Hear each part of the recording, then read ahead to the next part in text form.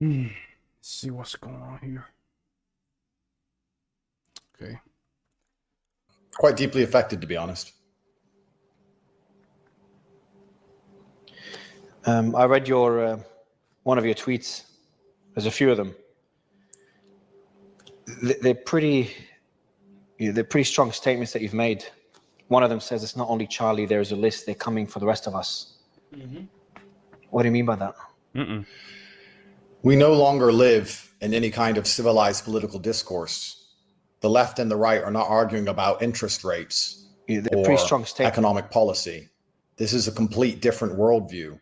These people lack spirits and souls, and they believe that anybody who disagrees with them or says a word counter to their narrative deserves a bullet in the neck. This is no longer political discourse. This is a divide which is much larger than most divides, which caused endless wars across the planet. And Charlie Kirk was killed for being the good guy, for being the nice guy. He hasn't been nearly as inflammatory as I have with many subjects. And they believe we deserve death, and they celebrate the death of Charlie Kirk in a disgusting, inhumane manner. Let's not forget, because it's easy to forget, attempts. Not only did they try to kill Trump, but we forget it because they were unsuccessful. They tried to kill Nick Fuentes. We forget it because they were unsuccessful. Did you even know they tried to kill me? Type Andrew Tate knife attack. Last month, somebody put on a high-vis vest pretending to be a builder, trying to get access to my house with a blade. And when he was identified, started slashing randomly because he couldn't kill me. Damn. So I'm on a death list also. And the media is spinning and hyper-radicalizing low IQ people into attacking anybody who has a worldview that's different to theirs. The media is absolutely, completely complicit. And I would argue that very few people on the planet had larger voices for the masculine youth than Charlie Kirk. If you want to say some names which are possibly up there, it's myself and Nick, and we've already had attempts on our life. This is disgusting. And this is no longer a political divide. This is no longer about policy. This is about good and evil. This is about right and wrong. This is a war. This is almost an unfixable problem. When people are laughing and celebrating a father dying in front of his children because he disagreed with their worldview, especially when their worldview is wrong. Let's analyze as professionals.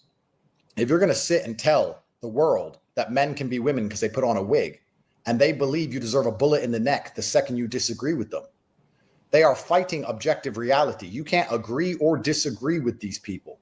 Where is the political solution for people you cannot agree, disagree, conversate, or debate with? You tell me how we have a political solution to this.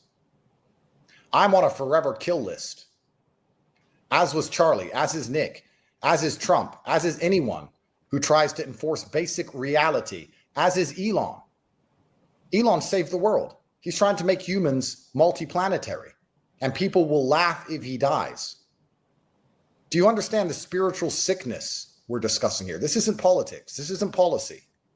This is a complete lack of souls.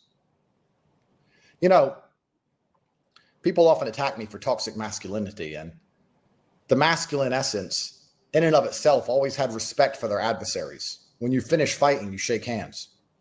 Even generals in old wars would show respect to their opponent after they killed them, or they would allow surrender. There's always been a degree of respect in combat amongst the masculine mindset, the masculine realm. But these new liberals, this hyper-feminized feminist, even the men are basically girls. Harry Sisson, Dean Withers, they're female. They have no respect for the sanctity of life. If somebody annoys them or disagrees with them once, they believe that person deserves to die and they celebrate it. That's not the masculine way. My worst enemy could die. In front of his children, I would do nothing but support his family. I would send them money and make sure that his kids could eat. My worst enemies. We are living in the most disgusting period of human history. This is absolutely disgusting. And I don't see a political solution for these savages who are perfectly prepared to kill and celebrate over a few words. And the fact that I'm on a kill list doesn't bother me. It's not about me. It's about Charlie. The fact that he was the nice guy. So you can't be a nice guy to these people. They will kill you. What are we supposed to do here, Mario? That's the question. What were we supposed to do with this situation? That's I'll read that's the tweet real that question. He said, assassination culture is spreading on the left. 48% of liberals say it would be at least somewhat justified to murder That's Elon crazy Musk. stat, y'all. 55% said the same about Donald Trump. Wow. In California, activists are naming ballot measures after Luigi Mangione. That's The left crazy. is being whipped into a violent frenzy. I worry about labeling this left versus right. And there's one of your tweets, I'm sure you were emotional when you posted it. You said just civil war. That's what you said. I said civil war is coming. Because the only prerequisite to war, the only way to avoid war is a degree of negotiation or discourse. Yeah. Which is why I asked you the very well-constructed question just a second ago. How do we have discourse with people that we can't politely speak to? We can't disagree with, and we have to completely capitulate to their false worldview. Otherwise, we deserve a bullet in the neck. And you guys noticed it in a chat yesterday. It was insane. A bunch of lefty, loony, low IQ people just literally commenting in my chat. They're crazy, man. They don't want to see it. They don't want to feel. They were even saying that the guy that deleted Charlie Kirk was a right winger, when we all knew that was not the case, even with the information that came out today. Explain to me how discourse can solve this. This is me genuinely asking you a question. I don't know. Ben Shapiro canceled all his appearances. So civil war is going to be the end result. I'm not calling for violence. What I'm making very clear is that there is no alternative if these people will not sit down and have a conversation. You know, America's in a very difficult predicament. I understand the free speech. I understand we want to live in a democracy and freedom. I understand these things. But if we're going to allow social media platforms to celebrate people's deaths the way that Charlie's death is currently being celebrated, the country is going to disappear within 5 years. So if I was president, normally I have all the answers. But now, for once, I'm stumped. What would I even do as president? Can I lock all these people up? Probably not. Can I round them all up? What do you do? What do you do? Am I just going to let them celebrate and laugh? Am I going to let every single person who says something controversial be threatened with death? Am I going to allow every single time Andrew Tate or Nick Fuentes or you or Elon or anyone makes a post that these people don't agree with, for them to start writing underneath it, Charlie Kirk, LOL, coming next, and radicalizing more and more people to believe that we deserve to die? Let me ask you a question. I have daughters.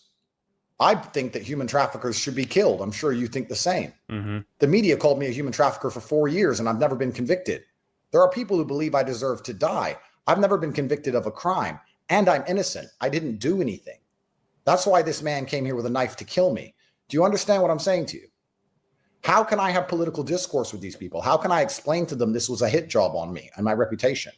How can I talk to them if they don't believe that a man who puts on a wig isn't actually truly a woman?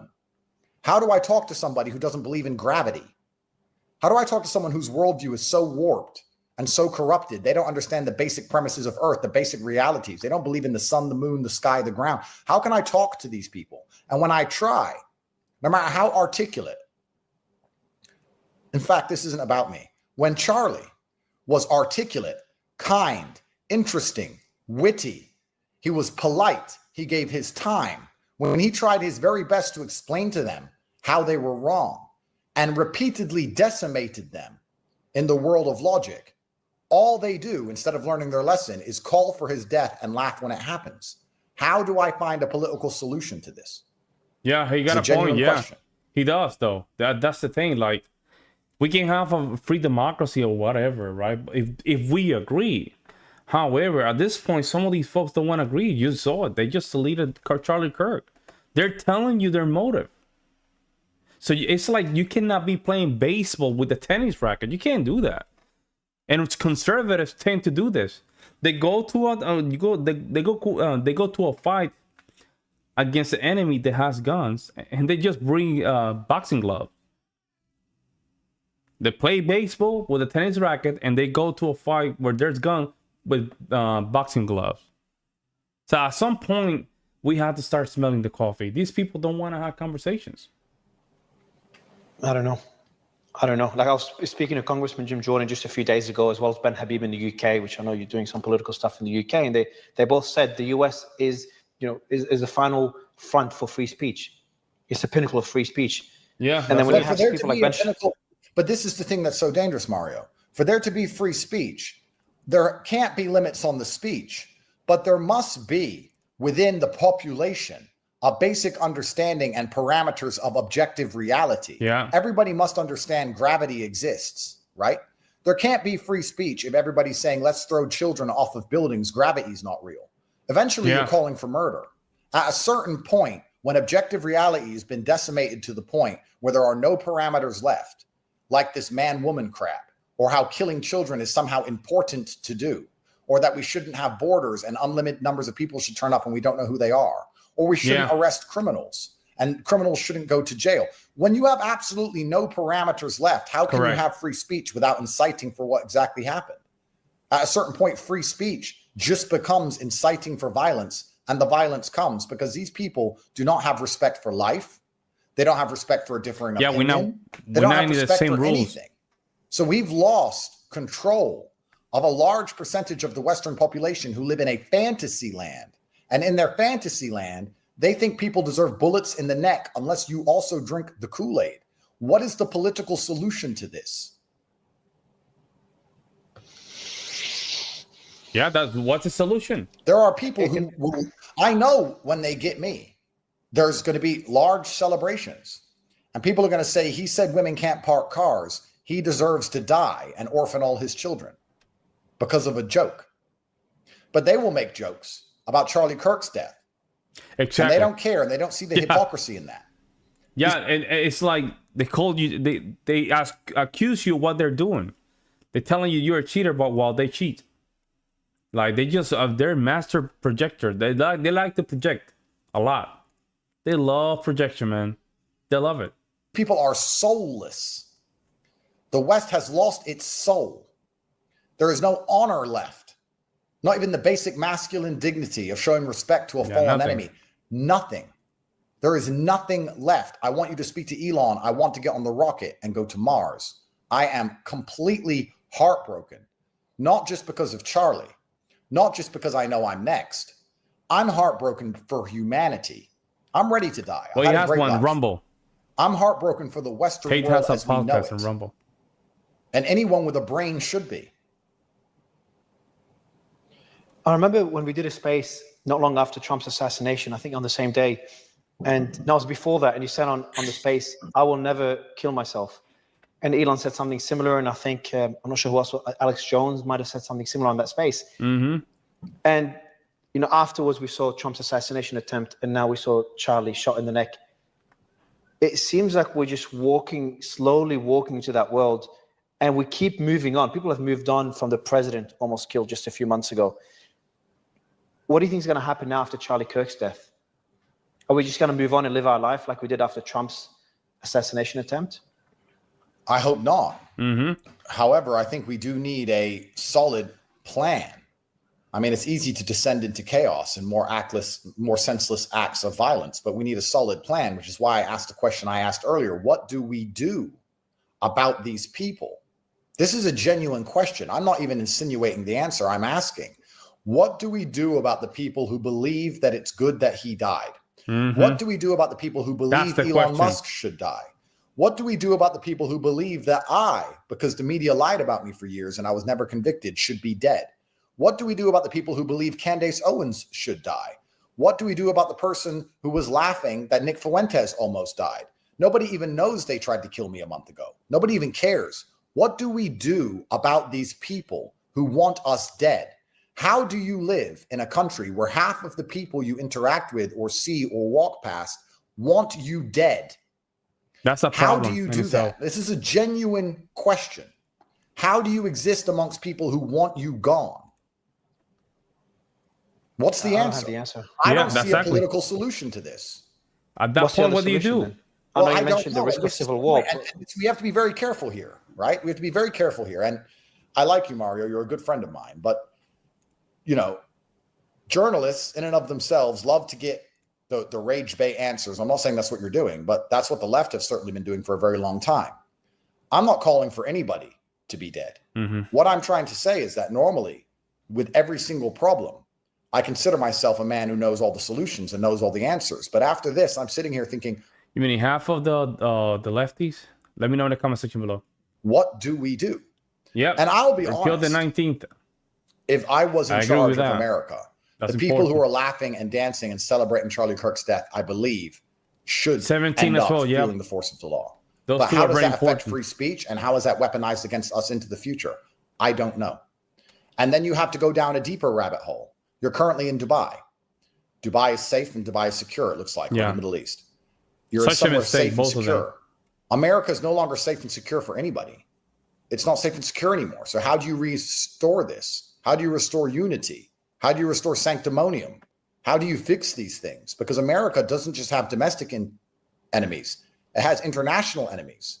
Yeah. There's a reason everyone's running away from America and running away from Europe and running to Dubai, because it's a place where you can exist without the threat of being killed. But Dubai doesn't have free speech. Mm-hmm. Does free speech just end in tyranny? I don't know.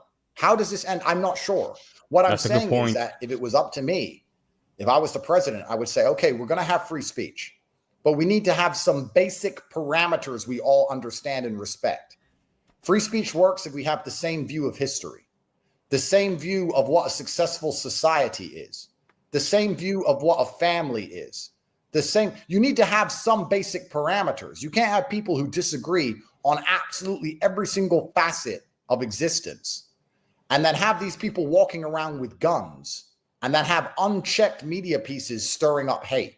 How will that end in anything other than assassinations? And this is what happened, right? And this is where I wanted to get here. Before, we all were Christian. Mostly, we were all Christian. Mostly, we were all patriots. We were in the same kind of... We were seeing America very similar. But we did have different idea. We thought that, some people thought that we need more free market. Others thought, no, we need more government control, so on and so forth. At this point, we are talking with people that they don't even know what a woman is. I mean, they believe you're a fascist, that you're part of the guy with the mustache, right?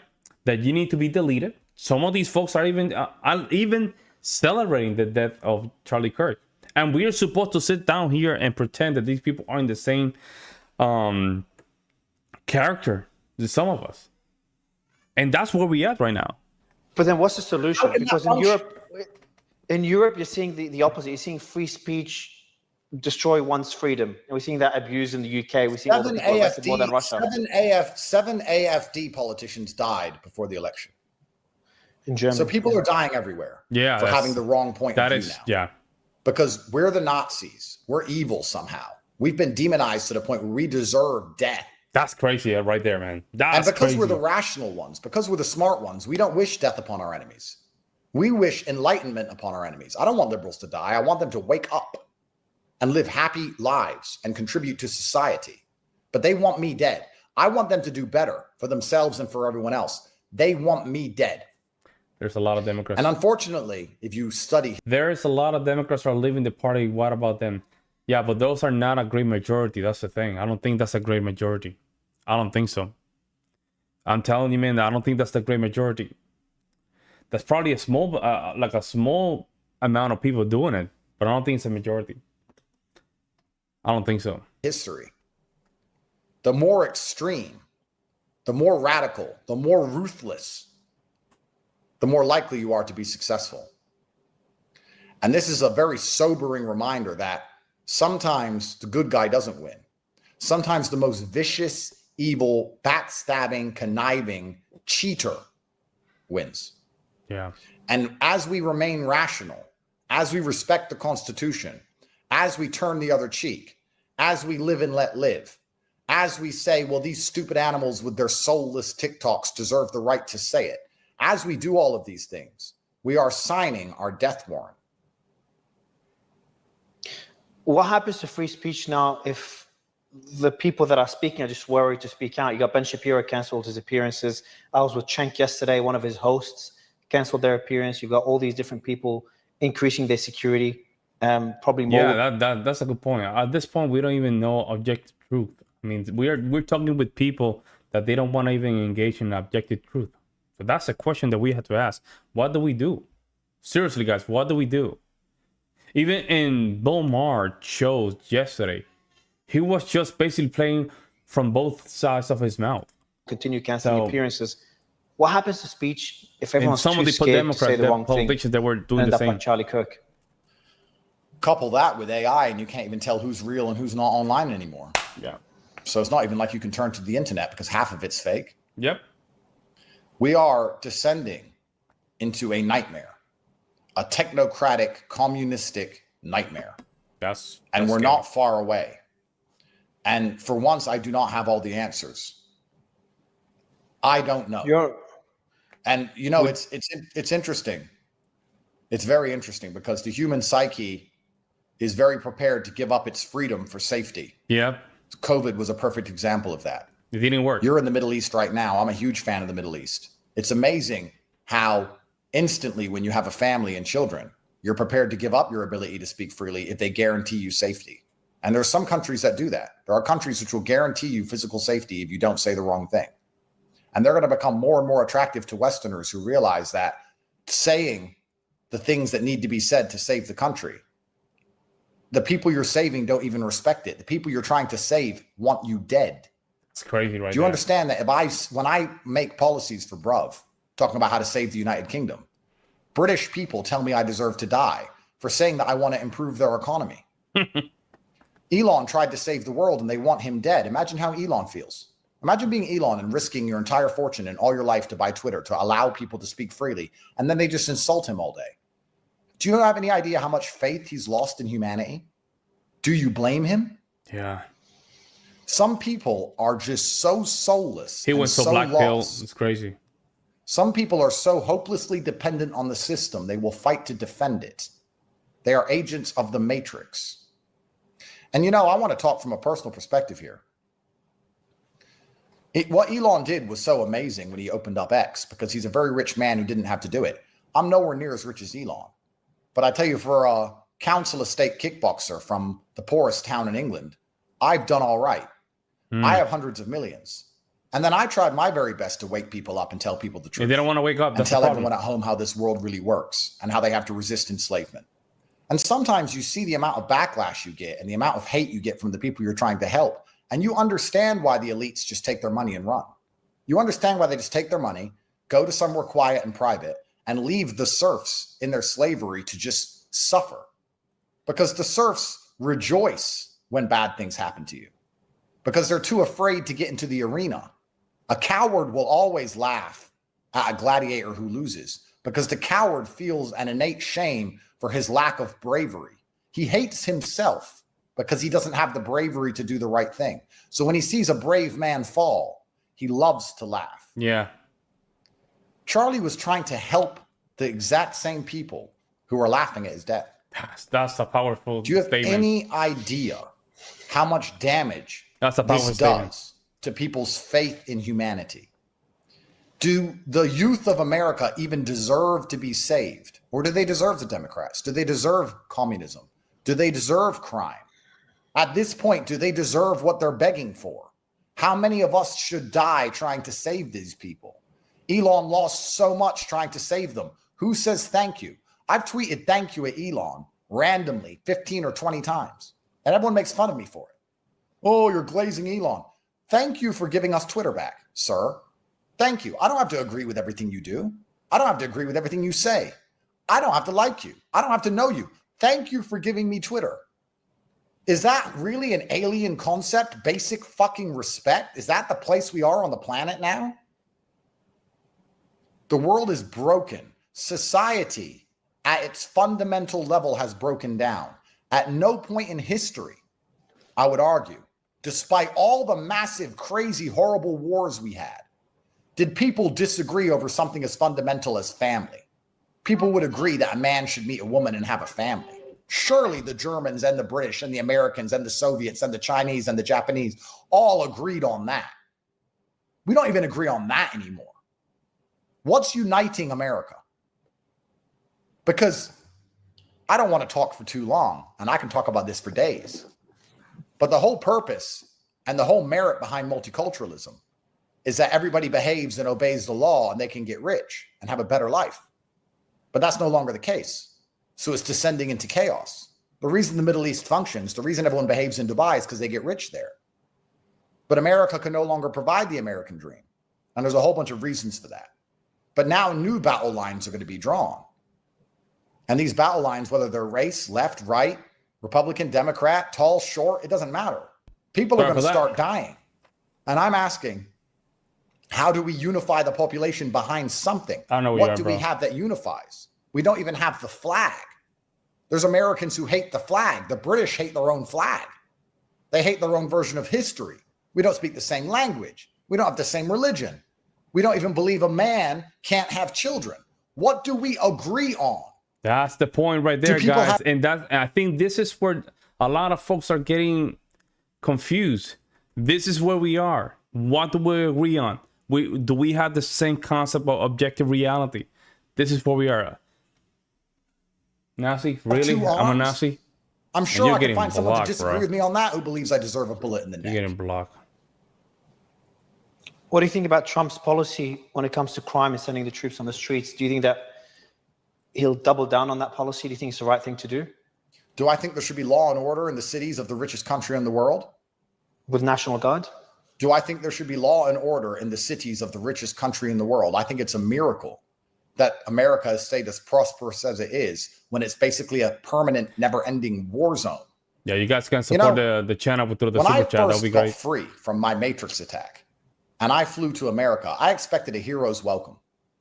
Instead, the DA and Ron DeSantis attacked me. And part of me, I wasn't scared of them because they're liars and they're cowards. But I was heartbroken because I'm an American who faced unfair treatment at the hands of a foreign government. And when I return home, I'm once again attacked by the political class. And why asking some people why this happened, they said, oh, it's because Trump didn't endorse Ron DeSantis's wife and he endorsed Byron Donalds and there's some internal division and you flew to Florida. There's a political civil war constantly and endlessly in America. America feels like a war zone. I didn't realize it until I'd been away for so long. When I went home, I'm just a man who landed in Miami, and now there's political division and media attacking me and people threatening to kill me, and I need security teams. It is a war zone. What unites anybody? Doesn't Ron DeSantis understand innocent until proven guilty? At least. Have we lost that now? Has he ever apologized to me? Remember that back in February? Nothing's happened. Yeah. Have you heard an apology? I haven't. But people are trying to try and kill me because of it. Ain't gonna happen. No apology from him. If he was half a man, he'd apologize to me right now. Never going to come. It's a constant state of civil war. We have nothing left. What do I even preach in my messaging? Go to the gym, get strong, get rich, be successful, stick up for yourself. Even that is considered somehow bad by a large swath of the population. It is legit. This is well, then live. What can I teach? If I can't say be healthy and don't die, what can I say? If I can't say go be successful and take care of your family, what can I say?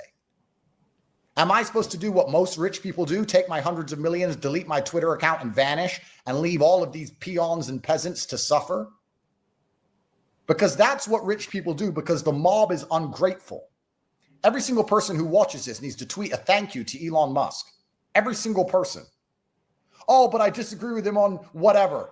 He's the most powerful person in the world. You're a nobody. Say thank you. The world has lost everything. It's lost its gratefulness. It's lost its decorum. We've lost our respect. We've lost any kind of unifying binding factor. The Western world has collapsed in real time. We are in a war. And it's not just a domestic problem. I want you to understand something, Mario. It's not just a domestic problem. Our enemies don't have this problem. Mm-hmm. Who's our enemies? Who are you referring to? Can we put them in a bucket, or is it more of a mental? Well, instead of enemy, let me say competitors, because the world is endless competition. Russia doesn't have this problem. Yep. China doesn't have this problem. There we go. India doesn't have this problem. Would you want to live in China, though? I'm not saying I do. What I'm saying is, in the global competition, which is forever ongoing, we have a population at permanent civil war trying to compete against a unified population, which outnumbers us 4-1. Where is the ending to this? It's like it never ends, right? When it comes down to our political situation, it's like this doesn't end. These liberals all these liberals who want to complain and cry about authoritarianism under the Republicans are going to really hate the world when America falls.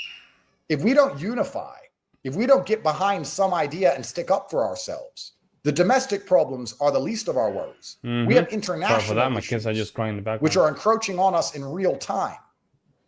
Do you understand what I'm saying? Mm-hmm. The Western world is going to implode. There are external forces. There are internal forces. This is the end of empire. Is that a flaw in democracy, a flaw in the concept of freedom? Good question. Good question. One that, we cannot pinpoint the solution to it, but we're witnessing that unfold. As you said, Dubai doesn't have the freedom that the US has, but it is safer. It is a place I can walk around and not worry about having security. In the US, I'm sure you'd think twice now after what happened today, or what happened yesterday. True. In Romania, well, all systems are broken. Democracy is a good system, but it becomes corrupted. And obviously, dictatorships are not a perfect system either. All systems eventually collapse underneath the weight of their own ineptitude, because all systems are inept. And it is a circle in which democracy falls to a kingdom of some sort, where we find a savior. And eventually, when the king dies and he's replaced by someone inept, we then call to choose our own king, and democracy returns. I'm not saying I have the solution to this, because all empires have fallen the same way. What I'm saying is, and what I'm doing is lamenting the end of democracy as we know it, because it is happening in front of our eyes. You may sit and say it's not happening, but it is. I'm not saying I know what the exact solution is, but I'm saying that it's very sad that it's happening, even if it's unavoidable. And perhaps if I were to think about this rationally, considering that all democracy falls in the end, we should at least try our very best to retain our morality, retain our humanity. So if it damages democracy to lock up all these clowns who were laughing at Charlie Kirk, well, democracy's over anyway. So we need to at least reinstill our morality and humanity by teaching people that you don't laugh about the deaths of a father in front of his kids. I would at least do the moral thing. And the moral thing is to let these people know that this is not acceptable. That is not a human way to act, irregardless of politics. That is inhuman. So where would you live? Romania, you're arrested. You had someone try to kill you a week ago. The UK, you had a comedian arrested a few days ago for a joke he made. Other people arrested for things they tweet. In the US, Charlie Kirk killed, people celebrating his death. We're talking about Europe. We're talking about the US. I come from Australia. At least there's no bad news there, but censorship is starting to get traction. There's a lot of bad news in Australia. And that's what's so scary. Well, that's what's so scary. Where do we go, right?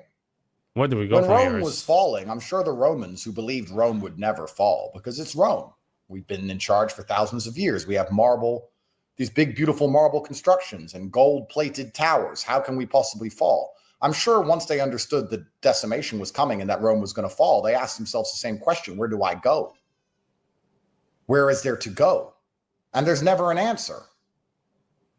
Where are you going to live after? I don't know the answer to the question. My intention is to return to America. That's my intention. But I'm going to catch a bullet sooner or later. Yeah, that's it. But what else can I do? Where else can I go? Look at this, the idiot. Charlie lost the gun debate. Man, you're getting blocked too, bro. I don't give a damn. I have no patience for stupid people like you. No patience for stupid people making stupid comments. I'm not Chinese. Yeah, anybody that makes stupid comments, you're getting blocked. I can go to China and hide, but that's not who I am. I've got a lot of critique on China as well. If you speak out too much. There's critique on everywhere, but I'm not Chinese. I'm American. So I'm talking about the American system. I'm talking about the complete lack of souls in the majority of the American youth in the world today. What did you and Tristan talk? What was your first reaction when you saw the assassination? Well, I saw that he had been shot. And I said to Tristan, Charlie Kirk was shot. And he said, no way. Damn. And then I saw that he was stable. I reacted the same way. And then I saw the video. And I said, there's no way you can make that. You can't make it. As soon as I saw the video, I knew. At that range, you'd be better to take a bullet in the head.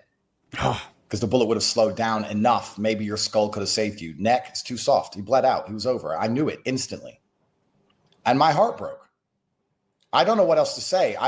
It's easy for me to get angry and scream at these liberals, but there's no point screaming at a soulless. It's like screaming at a tree, these people. They have no soul. They're not sentient. There's no point screaming at them. My heart is broken for Charlie, for his family, for the Western world as we know it, for the country my father served under, for the country I was born in. My heart is broken. I don't know what else to say to you. The world as we know it is over. And the people who are cheering for his death want you dead too. And they want me dead. And unfortunately, if you study enough history, these people are psychopathic enough to get what they want. Because it's not about good and evil. It's about motivation. It's about who is prepared to do the most heinous transgressions to win. If you're playing a game, cheaters win. And they're going to cheat. They're going to cheat the election. They're going to cheat the judicial system. Yeah. They're going to keep cheating until we're all gone. And this is basically what happened in 2020. I'm sorry. This is what happened in 2020. And I'm not going to get too much into details. If you do the math in 2020, even you go through a lot of different countries with the similar election, there's always a percentage that's just there. Right? And what happened was, when you see the 2020, even though the virus just going crazy, all of a sudden we had the most participating election. If you're honest with yourself, you cannot tell me that we have the most votes during that time. No way. If you're telling me that's possible, you don't know anything about politics, right? And you should just be quiet when it comes down to politics. It's impossible. Our numbers during 2020 is mathematically impossible. But somehow, even last election is way too much, too high, too high. Some county, they have 115% participation rate. How? How do you have more participations when you already have a numbers of voters registered in your system? That's insane. You have county. Milwaukee's a good example. Detroit, Wayne County, they have the same problem that they have 2020. But they this time around they went overboard. A couple of people just got arrested in Milwaukee, by the way. Last spoke. I'm not going to get too much into that. Spoken in a while. You've had the Romanian elections cancelled. Obviously, we're seeing free speech get attacked across Europe. We've got just yesterday Russian drones in Poland. Qatar just got struck a couple of days ago. I was actually doing an interview on that. I remember the shock. You know, when I heard about that strike, I'm like, fuck, I haven't felt that shock in months. And then Charlie Kirk gets killed 2-3 days later. What is your position on the state of the world now? It's like boiling a frog. It's like it keeps getting worse, but it does so gradually. It's like, Russian drones in Poland, that is fine. No one died, nothing happened. Exactly. Qatar got struck, sovereign country and allied to the US by Israel. That's fine. You know, it was Hamas. Are you worried about the way the world is heading in that direction in a very, very gradual pace? I don't think it's gradual. I think it's I know. I think it's happening very quickly because America's lost its power and hegemony. Because America's at in a state of constant civil war, they no longer have the ability to correctly police the world. Yep. And now there's going to be a power vacuum. As America loses power, there will be a vacuum of power. And that vacuum of power, as everyone attempts to fill it, will lead to more and more violence. We've seen this in every country. When Saddam fell, more violence comes. So the whole world is losing America's protection. And there's going to be a period of prolonged violence. And my primary objective now is to stay alive so that my double-digit children can eat and stay alive along with me. That's my primary objective now. I mean, I can give a whole bunch of political commentations on everything you've just said. I can talk about all of them. But truthfully, we're in a very scary period of history. And the period is so scary. As an adult man now, you need to be sitting and thinking and analyzing, okay, what do I do about this? It's not just about saving the world sometimes, Mario. It's about saving yourself from the world. Where can I go? How do I make money? Point. Who can I bring with me? Are my children going to be okay there? What happens if there's a war? People need to be looking at a map and thinking outside the box instead of just arguing about identity politics, because these rabid psychopaths want us dead. And as America collapses into these civil disputes, these domestic disputes, make no mistake that our international competitors are enjoying this. Let's be honest. Let's play game theory. Let's play chess. Is Charlie Kirk's assassination good for China? Oh, yeah. bringing divisiveness in the US. America stable and united or not?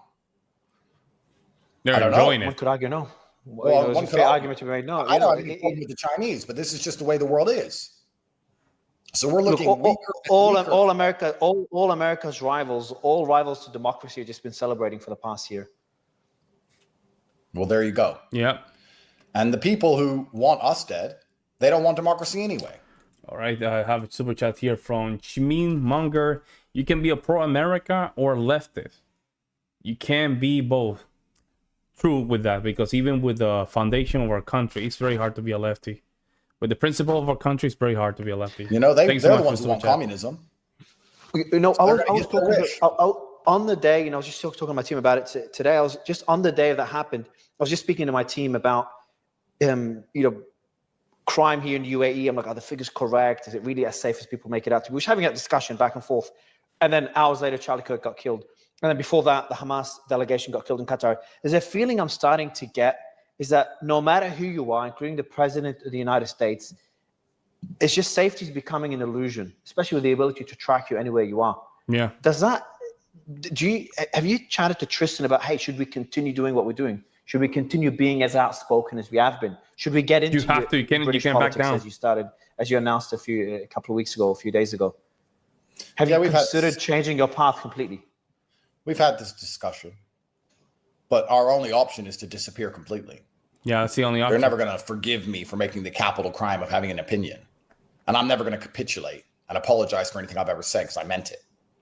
So I can disappear completely, or I can continue to fight the good fight. Amen. But history doesn't remember a coward. Exactly. Charlie wasn't a coward. Charlie gets to be immortalized, as a real man should. If Charlie was alive and you were to say to him, you can disappear and admit that the transsexuals were right, and you can sell out, or you can die on stage like a man and become a martyr and become a hero that is remembered for eternity, I believe Charlie would have chosen this option, because that's what men do. So I have absolute respect for him. And I know what's coming for me, and I'm not running from it. What do you know about the person that tried to get into your house? I know that they wore a construction outfit, and they pulled out a machete and attempted to, and they attacked one of the people who were building at my house, one of the legitimate builders, once they couldn't get to me. They were arrested by the Romanian police, and I've heard nothing from the police since, despite repeated attempts for information. I don't know who he was. I don't know where he was from. I don't know what he wants. The Romanian police have no time or energy to tell me anything about that. They only had time and energy to mess with me for 4 years without any kind of criminal case. I don't understand any of it. All I can do is sleep with a gun under my pillow, have guys with guns all around my house, and have a gate which doesn't open unless we've ID'd you in advance. What else can I do? Like, well, this is the life I live now. Why? Because the media said I'm a bad person. Who have I sold drugs? Have I killed anyone? Why am I such a bad guy? There's people on Twitter right now saying Andrew Tate's a bad guy. Why? Because I have a differing opinion to you? Did I send young men to go die in foreign wars? What have I done? I made a joke. Oh, I said women couldn't park. Oh, well, yeah, sure. Put a bullet in my neck. And these people truly believe I deserve it. They're savages. What's happening with your investigation now? Make sure you guys subscribe to my channel. Don't know. Also, you can donate to the super chat as well. No, I'm free. I can go anywhere I want. I'm just here because I want to. I'm not scared of the Romanian state. I know they have no case on me. I know I've done nothing wrong. I said at the beginning of this that you'll all see it fall apart. Everyone who's trying to say I'm going to go to jail is going to one day look back in the mirror and realize they were an idiot. I saw the case file on day one, and I saw how stupid it was. You can't tell me that I forced the mother of my child to have a child. And you can't tell me that because my friend has TikTok, she's human trafficked. It was ridiculous. So ridiculous, even the most corrupt state in Europe couldn't put me in jail for it. I'm not scared of these people. It's a clown show. Anyone who believes it's an idiot. It's a complete clown show. It was a setup by the Matrix. The British Foreign Office wrote to the Romanians in 2023 saying that he is a problem. Can we get him off the internet? The British Foreign Office ordered this. And the Romanians complied because they don't care because I'm not Romanian. It was all a setup from the beginning. Anyone who couldn't see through it from day one needs their head checked. So I'm in Romania because my house is here. And if they want to come arrest me, they can do it. Mario, I'm not a coward. Do you understand? I'm not afraid of these people or anyone else. So I'm here in Romania and everyone knows where I live. Come get me. but they're not coming to get me, it seems, and they're not sending. I don't know if they dismiss it. They probably dismissed some of the charges, but not all of them. I'm not sure they dismissed all the charges. Me to court either, because I guess because they know they have nothing. Thank you. If you were invited to go speak at a conference in the US, would you do it now? Sure. Yeah, you can't show any type of cowardness, right? You can't. Right then. Well, These are communists that you look at. Pleasure to speak to you again. And I feel like every time there's something major that happens, we have these conversations. Happened with the Trump assassination. We did it with Elon once. I can't remember what the event was in that space. And now after Charlie Kirk's shooting, I hope the next discussion will be under better circumstances. And I hope things improve on your side. And lastly, you're getting into politics as well in the UK, correct? Correct. I'm going to be the Prime Minister of the United Kingdom if they don't kill me first. This is a guaranteed trajectory. This is not an if. This is a when. And as I save the country, millions of people will be ungrateful to me. Yo, Ali, don't be spamming the chat, man. I'm gonna block you very quick. Will insult me as I do the right thing, very much like our President Trump. As he does the right thing and saves America, everybody attacks him for doing it. It's amazing. But why get into politics? Why get into politics? Like you were an influencer, the most Googled person at one stage, and look what happened to you. So your next plan will be like, hey, I'm going to double down and get into even murkier territory, get into politics where I could be further targeted by people that disagree with me, as we've seen in France. Le Pen can't run again, as we've seen obviously in Romania, where you're at, where the person that's supposed to be president got arrested and barred from running again. As you saw in Imran Khan in Pakistan, we saw in Brazil, it's all at the level there with Bolsonaro. That's your decision, just getting into politics? What happens fighting the establishment? What happens if good men do nothing? What about your family? What happens if good men do nothing? Yeah. So what am I going to do? My choices are get on my newly commissioned super yacht, which I've just bought, go to international waters and leave everybody to suffer in poverty, or to continue to fight for the countries I grew up in. That's it. That's all. And I think I'd be happier to fight and die than just hide for the rest of my human existence in comfort. I'm not a coward. I wasn't raised that way. All right, well, be safe. Appreciate your time again. Send my regards to Tristan. And it's always a pleasure to speak to you. Thanks, Andrew. Thank you, sir. All right. Very good. And then we just watch Andrew Tate going crazy in Morgan Freeman. That's another one that we have here. Then we're going to go further Andrew Wilson talking about from the during the Waterbury podcast live stream. This is him like a couple days after. Every single time they leave the house because of all of these liberal No, there you go. Let's start. Be able to sit down and be logical enough to come to a conclusion without the need for violence. And it turns out that that's becoming less and less likely in America today. I mean, it was, as we get more and more information about the shooter, he's 22 years old. He had bullet casings with "Hey Fascist, Catch," "O Bella Ciao," which is a reference to an Italian song adopted by the anti-fascist resistance during World War II, and then several sort of slightly ambiguous. Yeah, I'm reacting to this content. You don't like it, you can just simply get out of the chat. Simple as that. Ambiguous ones. If you read this, you're gay. LMAO, notices bulges. OWO, what's this? Which is a meme from internet culture associated with the furry craze. When you look at all that in totality, what do you think we're dealing with here in terms of who this person is? I think America has a lot of problems. I think that it's an extremely politically charged environment, perhaps the most politically charged environment on the planet. Politics is all anyone talks about all day, every day. The judicial system is politicized. The educational system is politicized. You couple in with the fact it's the most medicated country in the world. It's very unusual for someone who grew up in Europe to know a large percentage of his fellow students to be on some kind of anti-anxiety medication, some kind of depression medication. These SSRIs remove the humanity from the mind and just wipe their brain. You couple that with a hateful media, which is constantly spitting out hateful rhetoric, and you're going to have a whole bunch of drones walking around without humanity waiting to receive their slave instructions, and they're going to believe that they're doing the right thing by murdering people as opposed to just talking to them. So America's a very, very interesting place with a lot of problems. It's easy to just blame guns. I think that's pretty shallow to do because you can kill with a car, you can kill with a knife. We need to find out why there's such a spiritual sickness across all of the Western world, especially America. The governor in Utah gave a pretty powerful address today in which he appealed to people to tone down rhetoric, to get off social media, actually, as much as you can, get back to the real world where 80% of the population exists in America. You're very active on social media. You can be very inflammatory on social media.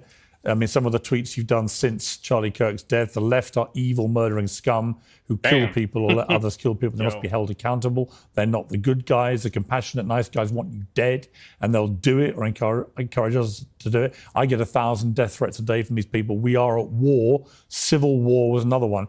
You know, some people will say, all right, Andrew Tate, you are part of the problem. You are yourself spewing pretty toxic stuff out to millions of people, whipping up rather than calming down the problem. What do you say to that? Well, if you have a point of view, somebody can be radicalized by it, right? If you have any point of view on the planet, somebody can be radicalized by it. And social media, like all things, is a fantastic tool that can do amazing things.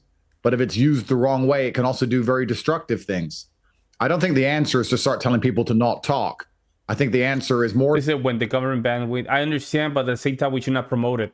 Because we see some of these places where they basically just legalize some of these drugs, like Portland, Seattle, Colorado. They haven't become a better place to live either way.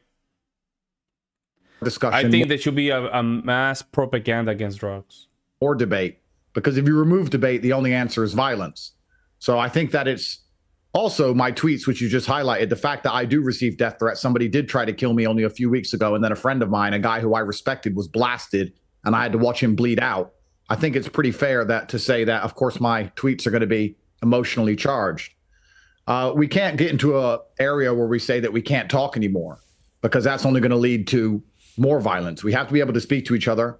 And I think that you would agree, perhaps I'm wrong, that it's the left which seem to be the ones who are so obsessed with assassination. It seems to be the left which are more violent. Antifa and their riots trying to assassinate President Trump. An attempt was made on my life. An attempt was made on Nick Fuentes' life. They just killed Charlie Kirk. For us to sit here and pretend that this violence isn't going one way is disingenuous. I certainly don't think it only goes one way. I certainly think it can go the way of any extremist, that the far right. No, but see, this is the problem with this type of conversation.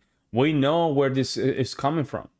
We know where this is coming from. And somehow they still want to play, you know, it's both sides situation. No, we're not. I'm has its own That's not, problem with extreme. And this does not fix the problem, because you don't want to call the devil by his name. That's the problem. There have been lots of left-wing politicians and public figures who've been targeted.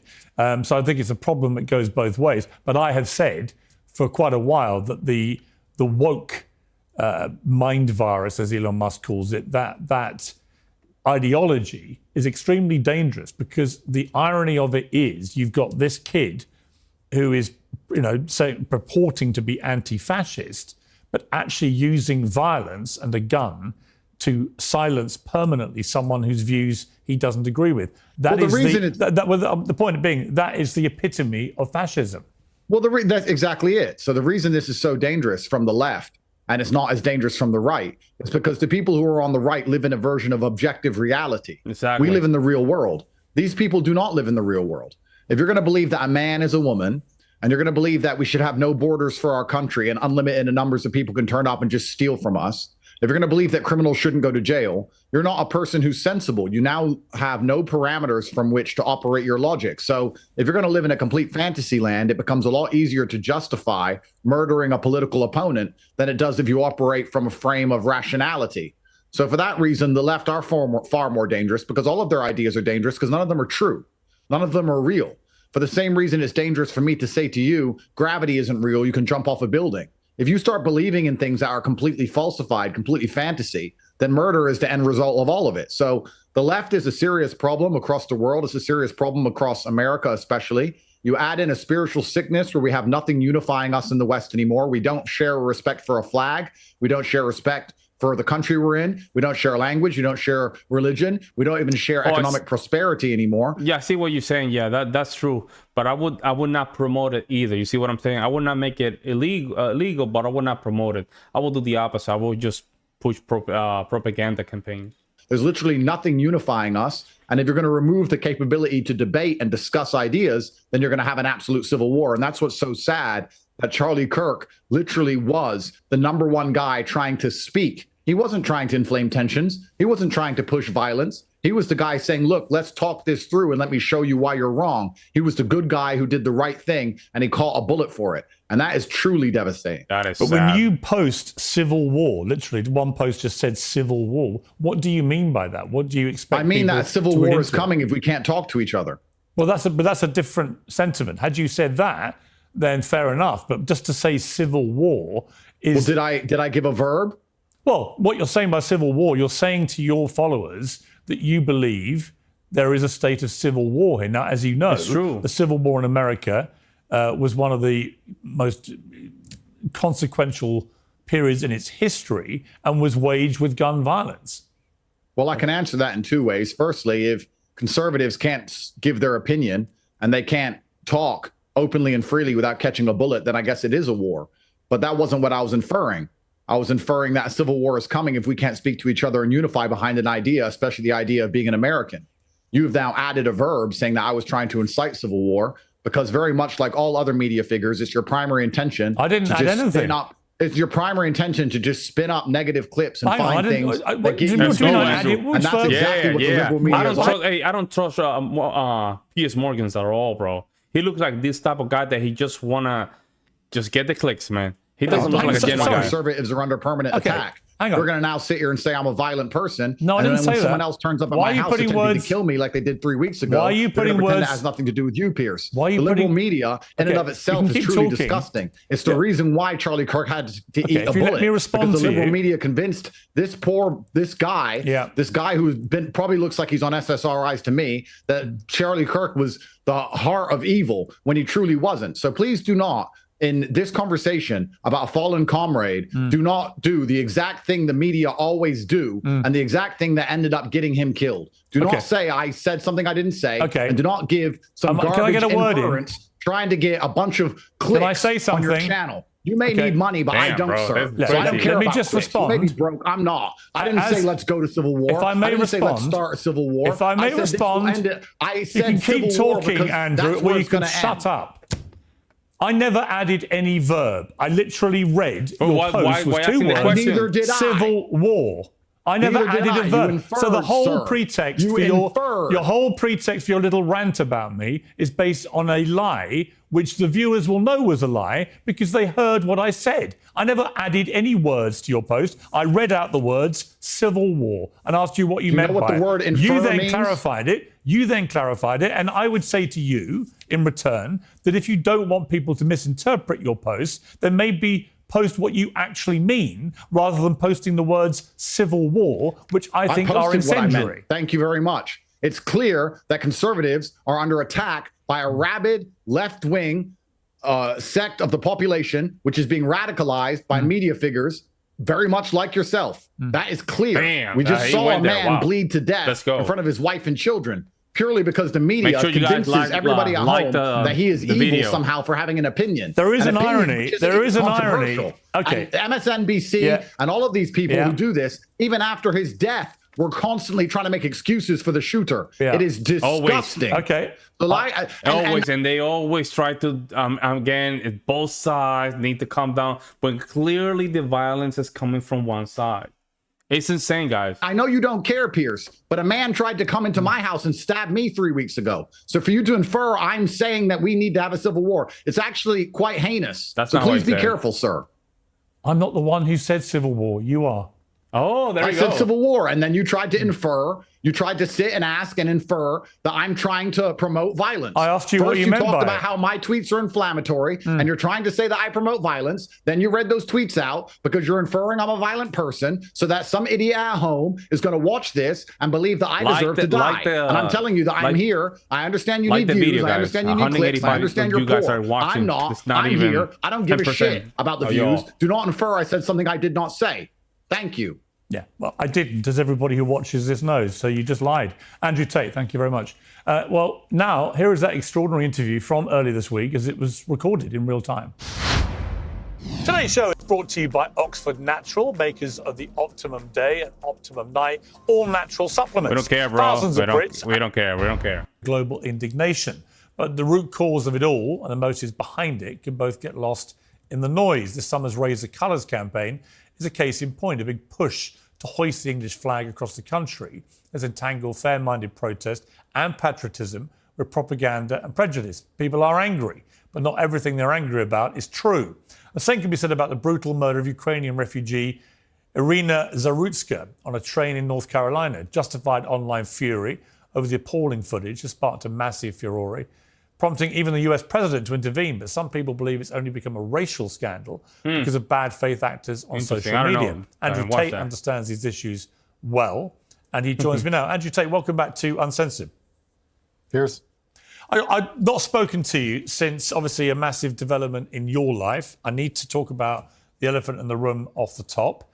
You're facing 10 charges, including rape, actual bodily harm, human trafficking, and controlling prostitution for gain, relating to 3 women in the UK. And your brother Tristan faces 11 charges, including rape, actual bodily harm, and human trafficking. What is your response to that development? I don't know. I want to keep watching this. I don't know. You guys want me to keep reacting to this, but let's see what's going on here at the end. Even maybe to yourself. But when you talk about the way you want to subjugate women, no vote, no job, no power, but you, Andrew Tate, will take control of them and take charge and protect them. Do me a bloody favour. Why would any woman want to do that? My daughter has no vote, no power, listens to daddy, does everything I say. She's alive, well, and drives a Bentley. Let me tell you something, Piers. I've asked you many single questions. I've asked you many questions on this interview, and you answered absolutely none of them for a reason. My job is the interviewer. I ask the questions. You're complaining about the vote. Bring up an electoral map of men only voting in America. Let's look if men are voting for these soft on crime, open border policies of the Democrats, or if men are voting Republican. Prove me wrong. This is your chance, Mr. Piers Morgan, legend of the legacy media, Mr. Smartass. You're mistaking me for a fellow misogynist, and I'm not. No, you don't want to prove me right, sir. I don't have to prove you right. Let's go, Andrew. Let's go. People have heard you. Piers like to just talk from both sides of his mouth, man. He just amazing guy, elitist guy, you know? There's nothing but decimation of your decimation of the little bit of legacy you have left. People will watch. Well, we'll see how your credibility fares after your court cases, right? And like I say, the same as it did in Romania. Like I say, same as it did in Romania. I don't know. There you go. Bro, they literally came out and said that he became a radical left-wing dude. And even his friends, even his family were stating. And then, this baseball guy, I don't know any single one who's Democrat. Oh my God, bro. I can't deal with you guys at this point, man. They literally came out to say that he was the only one that became a left-leaning Democrat. And even if I can grant you that argument, he became a radical right after he just got in college. He became radical in all these words that he has during the bullets in the ammunitions. It's all communist propaganda from the early 20th century. What are you talking about? People know nothing, man. Low IQ people, man. I am innocent. I am the victim of a deep state. I think it's going to be very. No, if you were a real journalist, Piers, if you were a real journalist, I just told you that the British Foreign Office wrote to another sovereign nation declaring me a national security threat and asking them to get me off the internet. Don't you think you should have asked a single question about that? How I know it? What proof I have? Is it on paper? Why did they do that? Is that legal? Why were you in jail without charges? 4 years locked in your house, never convicted. You never even went to court. If you were a real journalist, you would have asked me 20 questions. And you know what? I told you that. Yeah, he likes Transformers. Something breaking. That the British Foreign Office broke international law, just like they did with Julian Assange, and you didn't care because you are an establishment figure. All you are is a figurehead for the Matrix itself. You don't care about the truth ever. You say what you're supposed to say. The beauty of what you're supposed to say. The beauty of this interview is that you've revealed the truth about yourself.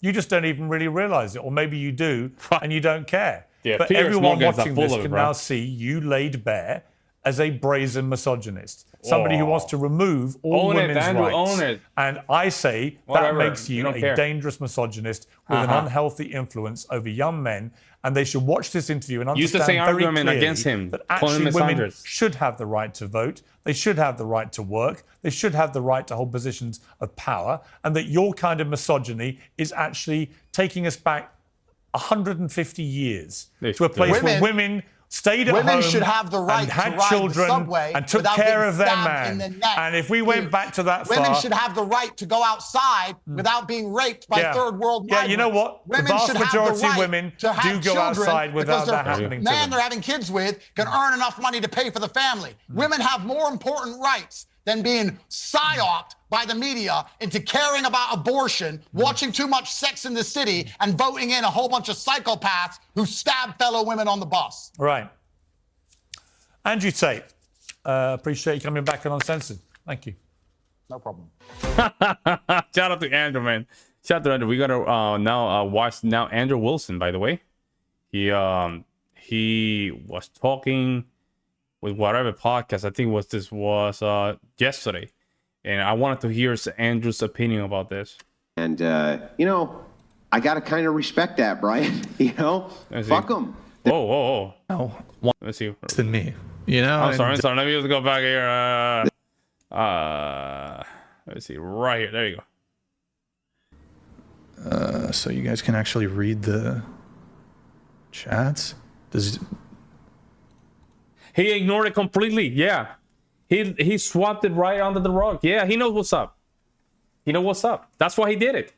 Because that's data. I don't that's know truth. about the Owen Benjamin stuff. Piers Morgan is not there for truth, guys. Why do influencers that do outside events not have a sniper team in their security details that can observe the area from an elevated position? I think from now on they'd be silly not to. I'd put in my resume in a heartbeat. This shit has to stop. Are you a John? Whatever podcast is gonna, we need to beef up our security, dude. So yeah, you have to. I don't know, man. You have to. At this point, you have to. I don't think we need do we need counter snipers for the whatever podcast? We definitely need to beef up the security though. Yeah, 100%. And yeah, thank you for the super chat, man. I appreciate it. Join his Discord server if you want to see Andrew's content. He's calling in here. So Jude, Charlie was a huge mentor for me, and I loved him dearly. I know you did too. Make sure you guys click the like button, share, subscribe, and everything. I get so shout about y'all. Was a huge mentor for me, and I loved him dearly. I know you did too. Okay, it's because I have to change it in YouTube. Okay. I need to change it on the YouTube Streamlabs front. TTS. Okay. I think TTS via YouTube is working, probably. Maybe. I don't know. We'll see. I should have fixed it. Let me see if I can get Andrew. Hit the like button. In a call? Thank you so much. Is this a video Lisa. call? Join video call. All right. Wait, join video call. Andrew is popping. Hello, Andrew? Andrew? Yeah, can you hear me? We can hear you. I can hear you. Are you, oh, there it is. Hold on. I want to hear Andrew's Are opinion. you streaming also, Andrew, or are you just, No. No? Okay. No, I sent the audience over to you earlier. Oh, thank you, man. I was just finishing up as you were getting started. So I think I had somewhere around 15,000 live between the two platforms. So we sent them on over to, of course, my good friend Brian Atlas. Thank you, man. I know I know you're covering all of this, Brian, but stop doing that. I want to hear something totally different. You've had Charlie Kirk in your studio many times. He did multiple debates with various women who were on the podcast. Tell us about Charlie Kirk, the person, your interactions with him, bro. Yeah, absolutely. By the way, I'm going to get right into that. I'm doing a bit of a new tech setup here. So I'm trying to I'm going to answer your question, but I'm just trying to see if I can get you on screen here. Give me one sec. Just one sec. Because I'm usually not, this is probably going to be the easiest thing here. So hold on. We'll do this. Yes, be dwarfed by the presence of Andrew. Oh, yeah? Be dwarfed, be dwarfed. Oh, shit. What now? Oh, yeah. That's fair. Yeah, so we had Charlie. And by the way, even before I started my podcast, I was watching Charlie. Like, I was watching his campus stuff. I mean, I think he'd been doing that since 2017 for a really long time. So I was aware of Charlie well before I started my podcast, well before he even came on. You know, I'd watch Charlie, I'd watch Steven Crowder, I'd watch, you know, some of the Daily Wire stuff, like Michael Knowles, all that stuff, all those people. And, but we had Charlie on in, it was like January, February 2024. We had him on the second time in June of 2025. And let's start with the first time you had him on. Yeah. Charlie Kirk walks in the studio. Yeah. This is a large man, yeah? He's tall. He's 6'5" or something. Yeah, that'll be insane. Did he give you the Kirk smile? Oh, yeah. He came in. I want to hear more. The question there wasn't just a matter of physical safety, of course. Contact with his team afterwards. And then we had him on like a couple months later. And this was all ramping up to the 2024 election. And yeah, it was great to have him on. And I don't know. It's just, to me, it's still, the whole thing feels like a fever dream. It doesn't feel real. It's crazy. It doesn't even feel real. Like, here's this person I met on a few different occasions. Yeah. Who was horrifically assassinated. Yeah, assassinated. Horrifically. Now, Brian, did you watch the close-ups, didn't you? So, yeah, I woke up yesterday, and usually the first thing I do when I wake up is I don't know, just check my phone. Mm-hmm. And I had like a link. First thing I saw yesterday was I saw the video, like the close-up video. I can't watch it, man. And yeah, it's just completely shocking, completely disgusting. And yeah, just did it kill you over? Like, were you in shock? Couldn't really believe what you were seeing? Seemed surreal. Yeah. I mean, I almost hopped out of bed in a panic, like, holy fuck. I don't know. And I know yeah. It's difficult. I know it's difficult to talk about. I get that. Yeah. I will say, real quick, I'm going to have a quick drink with the whatever audience. I haven't seen you guys in a long time. That has nothing to do, of course, my relationship with whatever or Brian Atlas. We both have a lot of stuff going on. It's very, very good to see all of you. I'm going to have a drink in a kind of celebratory memorial of Charlie. I didn't want to see it, but social media. Yeah, I'm not want to see it, bro. As soon as video that is showing that moment or very close, I just click out. I just don't want anything to do with it. I just don't want my brain to record that. I just want nothing to do with that. We'll have one real quick. Tastes great. And I'm going to tell you a story. After... Sorry. For some reason, you froze. I don't know why. Go ahead. You saw that. When all of this was going on, all this madness was going on, I got a text in the evening from one Brian Atlas. The very first thing he sent a text over to my wife, too, were these words, "Are you okay?" The question there wasn't just a matter of physical safety, of course. I don't think that Brian necessarily had any worries on that front. No, I'm not doing that. The "Are you okay?" is, I think when guys like me and him see something like that, we instantly understand, could have been me. Mm-hmm. It could have been Brian. That could have been any number of creators that we know who do IRL events. By the way, he wasn't the only one. Pearl Davis, first thing that she texted me is, "Are you okay?" But Brian didn't hyper-focus on himself, but rather was asking the legitimate, genuine question. I'll see you later. Man, are you doing all right?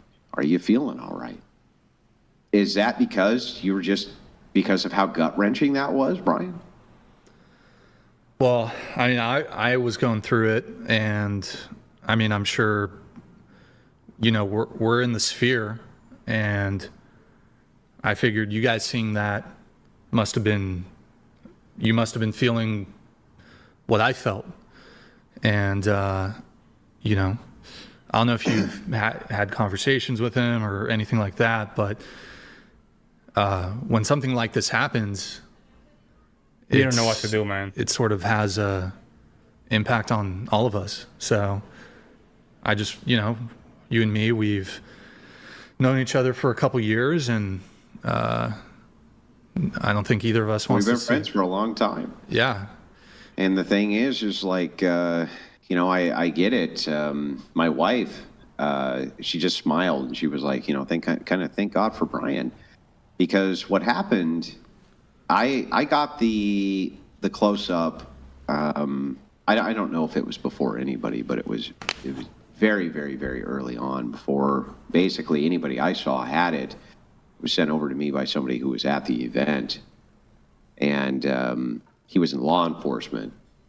And he said, Andrew, all he said was this. He was like, I don't think so. And I knew exactly what he meant. Mm-hmm. I knew exactly what he meant when he said, I don't think so. And yeah, a lot of people when they saw the video, and a lot of people are saying, no, he's stable, he's alive. A lot of people are saying, guys, I saw the video, he's done. He's done.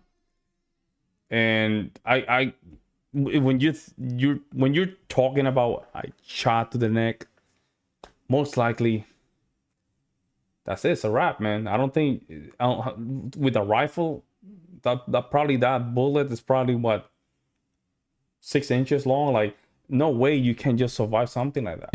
And what he was saying to me too there was like, tell me I'm wrong. Like the video, guys. Like, please tell me I'm wrong. When he said, I don't think so. And what I sent back to him is, I don't think so either. And my wife, she was crying. She was like, no, there's no way. He's not dead. He's not dead. And I after I saw that video, right, I said, don't look at this. But I'm confident he's gone. And she was bawling, you know what I mean? Now, about an hour later, some of those close-ups were being released, and she was scrolling through Twitter, and like many women and many of you in the audience, they saw the horrific nature once the close-ups were there, and she dropped her phone because it was gut-wrenching. I told her not to look, but I don't think there's any avoiding it, and it was she just killed her over. Absolutely horrific, this assassination. Damn. And I'm sure many of you out in the audience right now, you have the same story. It was probably something very similar for many of you. And the second you see it, you realize just how brutal and savage this attack really was. Yeah, me and too, that man. kind of feeling of powerlessness. Yeah, me too. But man, I thought so because at that moment I was going through denial. It could not be true that Charlie Kirk was about to pass away, and I start praying as well. But I don't know, man. I just don't know. Like it was crazy. I mean, everything you just said resonates with me. Like I said, I saw it first thing when I woke up. First thing, jump out of bed in a panic. And I mean, obviously my first thought is just feeling awful for Charlie and then his family, his children. Yep. And then just obviously the cascading effects it'll have on other people. But yeah, I saw the first one. I couldn't bear to watch it again. It was just like every time I've like seen the clip pop up, I can't watch it again. Now, leftists, by the way, Brian, have been trolling me by sending me AI memes of this in the most horrific fashion possible. They send them to me via DMs. I'm not going to show you any of these because they're god awful. But they're a jab towards me, along with many messages of, well, I won't even repeat those either. They're horrific. I can only imagine this too, an angle that many people have not thought of. If I'm getting those, a debater, right-winger in the sphere, who has even more right-wing views likely than Kirk himself did, can you even imagine what they're sending his poor wife?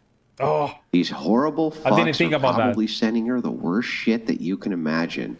And I'll say, I didn't think about that. That's true.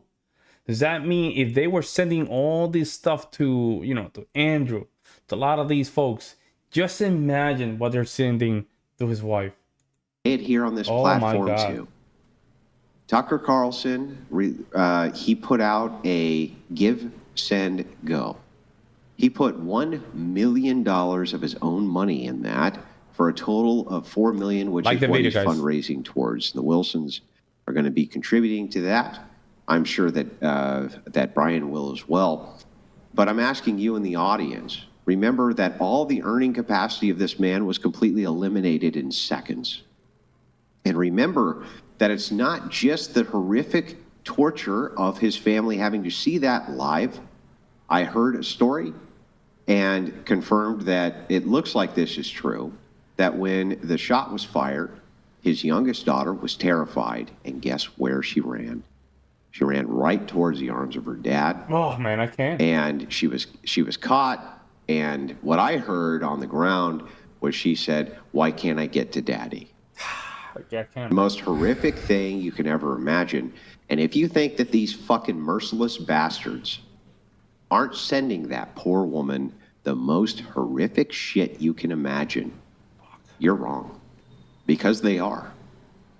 That's crazy, man. Some of the videos, some of the stuff I've seen on TikTok, some of the stuff that was reposted from on X, it's completely disgusting. Yo, if you're not mad at that, man, I don't know. Like, if you really done that, if you're not mad at that, guys, little girl is running to his father.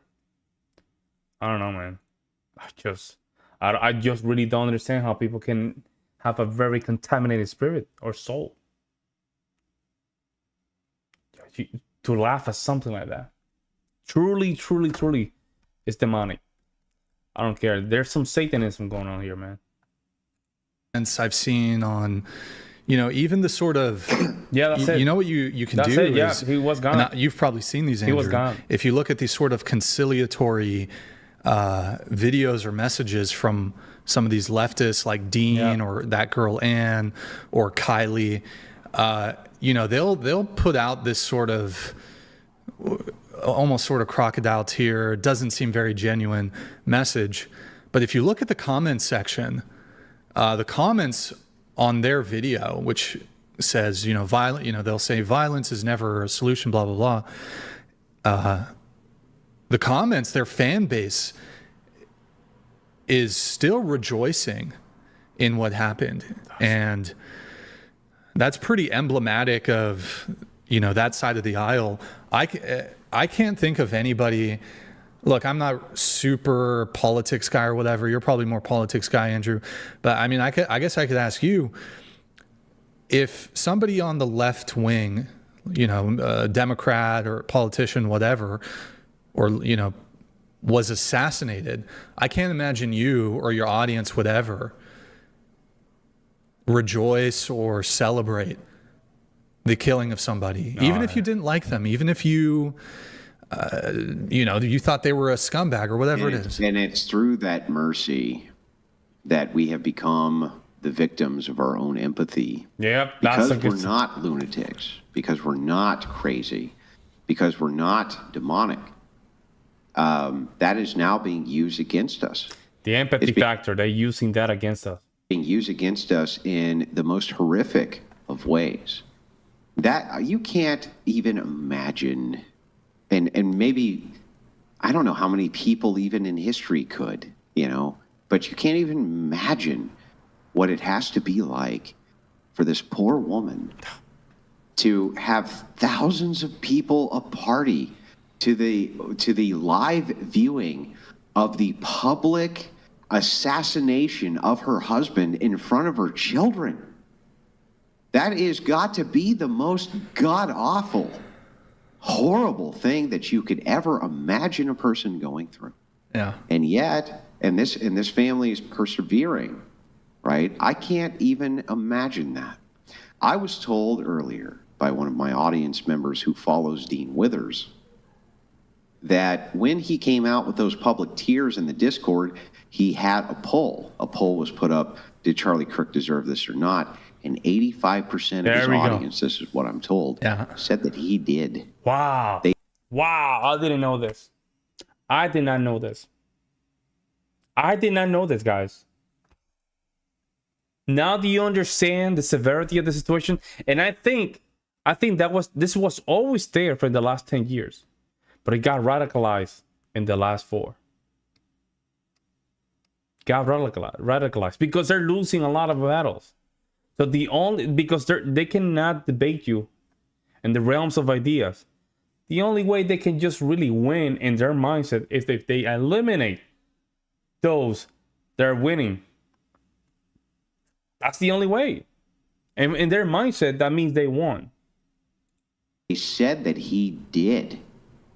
They see this in the most sick, perverse way you could ever imagine. They see this as justice. He deserved it. He was a Nazi. He was a fascist. He was the most evil man alive. And Brian has done a great job. If you go to his ex, Brian Atlas, he's done a fantastic job of cataloging the vast multitude of the Unfuck America tour, where they called him all of this and worse. And I've been retweeting it because it's excellent to see the contrast. These people don't care, Brian. Do you really think Dean Withers and Parker give a shit? Do you really believe that for a second? No, not at all. I mean, they're putting on a sort of public front for optics reasons. I don't think. I think there is something back there in their mind where they think good, where they think justified. And obviously, given their platform, they have, some sense to not outwardly say that. Look, I don't know these guys. I don't know what their hearts hold, but I mean, wouldn't you say that probably 40% or more, and I might even be way off here. It may be way more than that. Yeah. You have to understand that Brian has dealt with maybe more feminists than any other man on planet Earth. That is actually a possibility. He actually may have dealt with more feminist leftists than any other man who is currently in existence on this planet. And I think that he probably won't dispute this when I say this.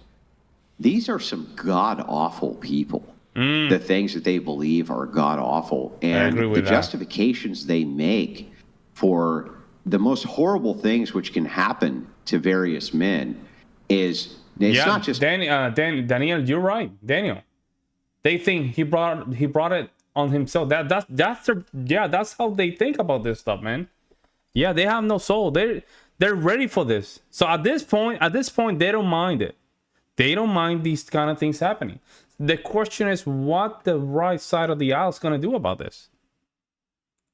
Off-putting, but it's sick. And information. Are these people really that dissimilar from a lot of these leftist feminists that you deal with?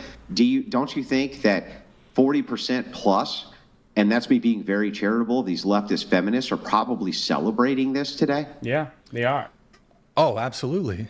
Absolutely. Yeah. And I mean, you raised a really good point, and it was something that I was kind of discussing a little bit on my ex, is they use terms like fascist, like Nazi, like extremist, like far right, like all these terms, sexist, racist, whatever it is. That girl Anne, who I reacted to it on stream earlier, you posted her thing from her Discord. Interestingly enough,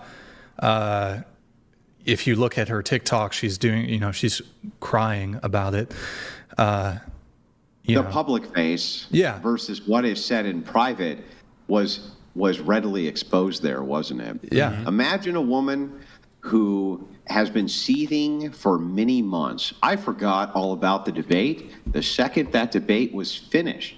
The second that she was completely pulverized in it, one of their philosopher queens who got devastated in the debate and said gay for pay and all kinds of crazy shit this lady said, instantly, when it was the case that there was a public assassination of a right-wing figure, the tears were flowing. But how many times have we seen the fake tears? And then we find out in her Discord, she said, got him, fucked it, you know what I mean? I got him, guys, you know what I mean? Anything to get that kind of validation privately and then publicly, in the public front, oh, I can't believe that they can't. It's all bullshit. Yeah. It's all a game. And listen, one thing that Brian can tell you and can confirm, I've been in that studio I don't know how many times. A lot of times, the forward face that these women put on, especially these feminists, completely in opposition to what they actually believe, and you have to draw it out like poison. Wow. It's true. These people are crazy. That's true. what it is, man. And actually I saw that Ann girl Press that the we were like just button, talking guys. about. That really, On I'm a her little bit X, shadow banned, so that will help. She said that Charlie Kirk is these things. I forgot. I think she said he was a racist. I don't want to misquote her, but he's a racist, extremist, sexist.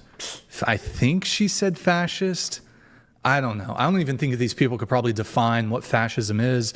But I think, and this is something I mentioned, I think this rhetoric is dangerous, where they're trying to label people, and most of these people don't even know what these terms mean. Oh, this person's a fascist. Okay, he's a Nazi.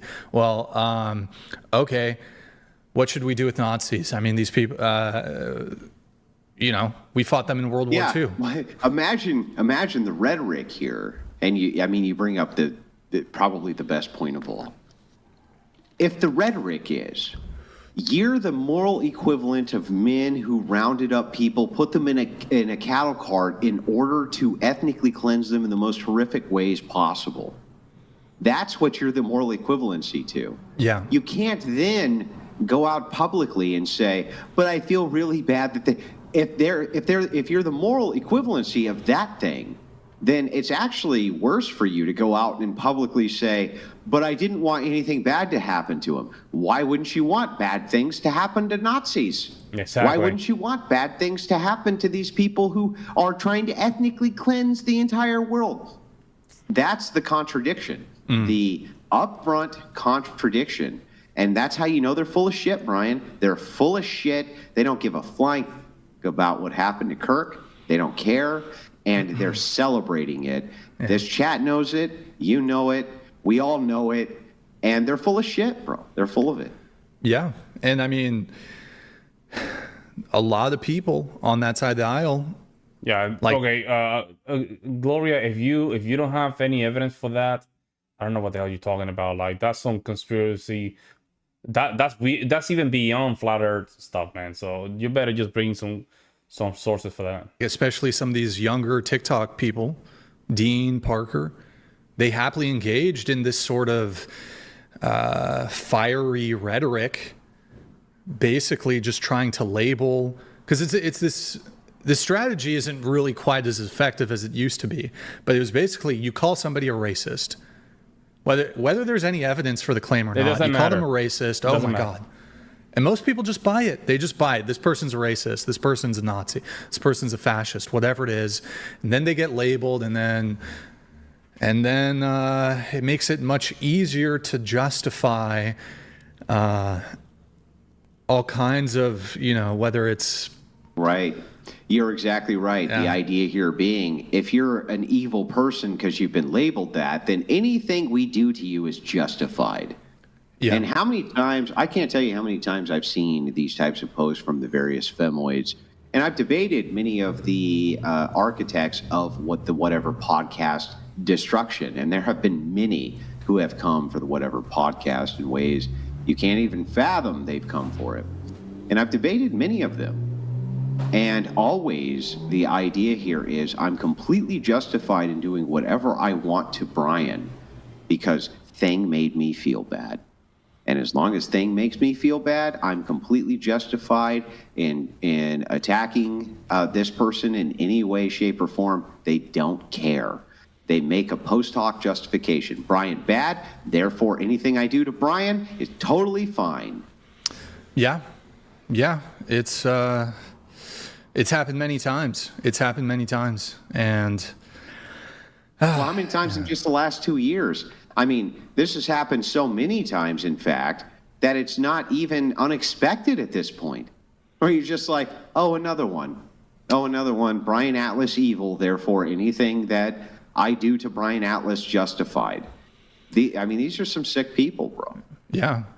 There's this interesting thing that people do, and I think anybody can do this, but I have sort of seen this more so from people on the other side of things, is this going nuclear. Like, you can call, for example, if you were to call somebody a silly doo-doo face, oh, you're a doo-doo face. Some people will take even the slightest grievance and they will say, I hope that your parents should have, not birthed you. Your mom should have gotten an abortion, or I hope you, somebody unalives you. Just like crazy. I get that people, you don't like what somebody says or whatever it is, but there is this component of going nuclear where there's a disproportionality in the opposition's response to either imagined or perceived slights or grievances, or just even differences of political ideology. And they can't even be reasoned with, right? Yeah. Like, I've seen you try. I've seen Brian, like, the audience doesn't know this, and Brian will never tell you this, right? But I'm going to tell you this anyway. Fuck Brian. Yeah, Misha, you think Charlie was racist and all those things? You have no idea what the hell you're talking about. You have no idea. That's completely false. He was a moderate guy. Unless you have some evidence to just say something like that, you should shut up. Right, what's he going to do? I'm on a show. I can say this if I want to. I've seen Brian try to reason with many of these people. Like, what are your actual grievances? What are these terrible crimes you think I've done? And that actually makes it worse. The second he points out, like, what did I actually do wrong here? And they have no response. They go 10 times more nuclear. They go way more crazy. And it's the most insane thing for a normal person to, if you actually watch the escalation in these DMs of a person saying, like, what did I do wrong here? What is it that you're really upset about? Them not being able to answer, and so they move on to these other things. I mean, Brian's gotten, for you in the audience who don't know this, he's gotten hundreds, if not thousands, of death threats. I mean, a lot, yeah. More than you could ever imagine he's gotten. Yep. And some of them even actionable. The thing that's interesting here is, like... Nah, he was a very, very straightforward. There's no evidence of that. Him saying that he's against immigrants has nothing to do with the hate. It's basically protecting your border. Blacks, I don't know what that... He hates Islam. Islam is not congruent with the Western world. I'm saying it. I don't know what the hell you're talking about. Unless you can bring something racist that... Nah. If a creator is getting thousands you better of death bring some threats, receipts, or I'm going to block you who up. else are they talking to? They're going to gravitate towards groups of people who are like-minded, because that's human behavior. And if they're threatening death on Brian, are they going to try to find people who also want Brian to die? Well, the answer is obviously yes. Obviously yes.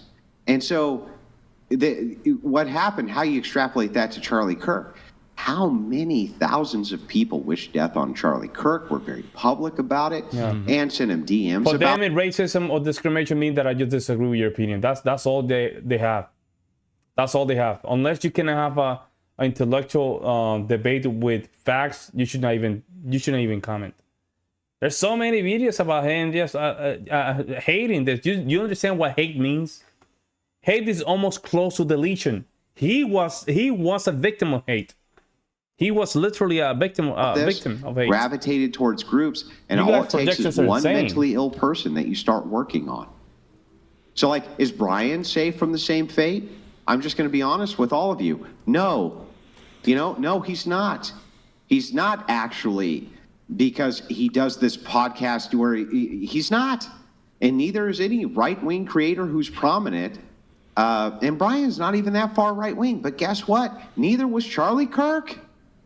Kirk was less. They assassinated in front of his family. Like, I don't even know where to go with that, except to just tell you, like, this is a real situation that's going on in real time. Yeah, I mean, I'm also just worried for you because, I mean, you engage with the politics stuff way more than me. You do more traveling. You do. I do a lot of IRL. I do a lot of IRL debates. You've done public stuff. Yeah. I do a lot of public stuff. I have a big one coming up in Nashville. But the modern day debate. Yeah, the modern day debate. It's going to be a huge event. I hope to see all of you there. But here's the thing. This has been my credo kind of from the beginning of the Crucible. Not one step back. Not one fucking step back. I'm not going to not do public engagements because of assassins. I've had assassins sent after me before. That was very public. Brian knows about that. Okay, and it's not the first time. It's probably not going to be the last time. We cannot take a single step back. We can't capitulate to the mob because they say that they're going to kill us with their rifles and this and that. We do have to be smart, and we can't for a second forget what happened here. But we can't take a single step back. We have to continue the public speaking tours. We have to continue the public dialogue and debate. And, Brian, fuck these people, yeah? Fuck them. Yeah. Yeah, no, it's, I don't know. Real masculinity, even though I agree with that. Guys, what are you saying? I think the guy on the rooftop was a hateful one. All right, bro. I don't know what the hell you think you are, but you're going to get in timeout. I don't know who you are, so... I like to think maybe that these people are just misguided, or, I mean, obviously not the violent people. Like the video guys. But I don't know, some of these people are just misguided, and maybe through discourse, which Charlie Kirk was attempting to do, we could convey a different approach or a better message to, shifting the perspective. I don't know. But even if discourse works here, let's just say we get back to discourse and it actually really starts working again. We actually can find some good common ground with these leftist scumbag sons of bitches. Let's just say that we could for a second. What was the cost? The cost was that we had to see this good man mercilessly murdered in front of our eyes and his family's eyes. That's a hell of a price to pay. Yeah. Just to be able to conduct public debates with people who want to engage. That's insanity. How is this not insane? Like, could you have ever predicted this timeline, Brian? Like, ever? No. And like I said, I mean, I'm still in shock about what happened. I mean, this is somebody I've met who's been on the show twice, and I don't know. Never, if you asked me 5 years ago, hey, Brian, do you think you would have ever met somebody and, gotten to know them and they ended up being assassinated? I would have been like, that's very crazy. Low probability. But here we are. And I mean, there's obviously been an increase in temperature, increase in political violence. I don't know. It's ultimately just sad. It's sad.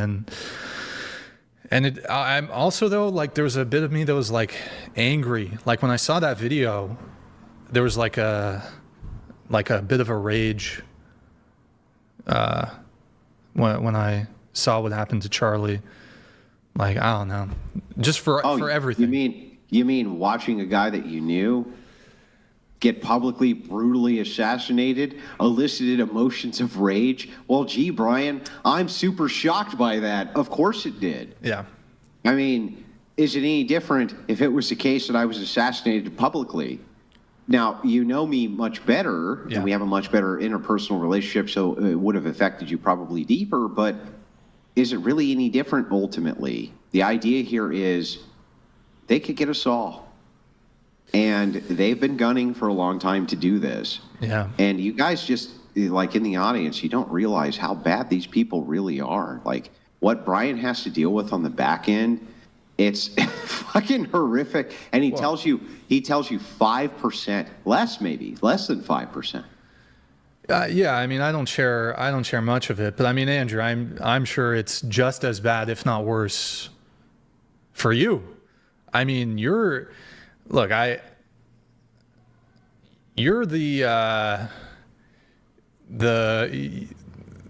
one who I'm trying to think how people snap because they're crazy, man. That's what you've got the spicier takes than me, you know, and you're a bit more. No idea, man. I tried to look for the Crucible channel, and there's empty. I don't know what's going on. Probably something's going on. Probably their chat ban, or probably got a strike. Polemics? Is that? I don't know if that's the right word. I've always thought that this was the wrong way to look at it. You see, it wasn't, the assassination of Charlie Kirk wasn't necessarily to do away with Charlie Kirk, though that was the goal. It'll be hard pressed to ever convince me that the goal there wasn't to destroy the platform of TPUSA, which made all of these inroads in these colleges, which was the bastion that the right wing wanted to get into the most, academia. That's where they're crucial. Like if you listen to Brian's debates, he brings this up often. The feminists have all the left-wing institutions, including academia, right? He'll bring this up over and over and over again, and it's a legitimate point. But really, Brian, whose safety is more at risk? The guy who has those views or the guy who platforms those views in front of the most amount of people? I don't think that the danger level's any less on the opposite side. The destruction of the platform. That's what they want. They want to delete them. Is every bit as important. If you disagree with them, they're going to delete you. That's it. That is true. That I guess, yeah. I mean, but look, I mean, ultimately, I'm still worried about you, about Rachel, and look, you got kids also, so I feel like that's another component. Yep. And yeah. Anyways, but imagine though. At all the views that I have, as contentious as these debates are, Brian has continued to platform me and continue to allow me to engage with the feminist views and engage with the left-wing views on his platform. That is perhaps even more dangerous than holding the views themselves. It's just something I wanted to point out. Brian's always going to be too shy to kind of tell you like a lot of the stuff that goes on in the background. But, fuck that guy. Look, you see me on this big screen, and he's on this little tiny screen. Like, fuck that guy. I'm going to tell you, this guy is mercilessly attacked and viciously attacked in ways you can't even imagine. They do everything from lawfare, not just lawfare. I mean, the mass reporting, it's fucking insane what Brian has to go through. That's why it's like, people go, oh, gee, Andrew, what about you go on there sometimes and it gets a little boring. It's like, dude, you can't even imagine how much it takes going in the back end of the show. And so I've always been hyper appreciative that Brian has continued. That's what it is. They only to do the platform members. Me, allow the viewpoints which will oppose the opposition viewpoints. Very rare that you see that.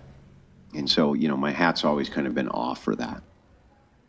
Yeah, I mean, it is true that there's a lot of stuff that goes on behind the scenes, and I'm sure it's the same with you, but a lot of stuff that goes on behind the scenes that is a major, major thorn in my side, major stress, and I just don't talk about it.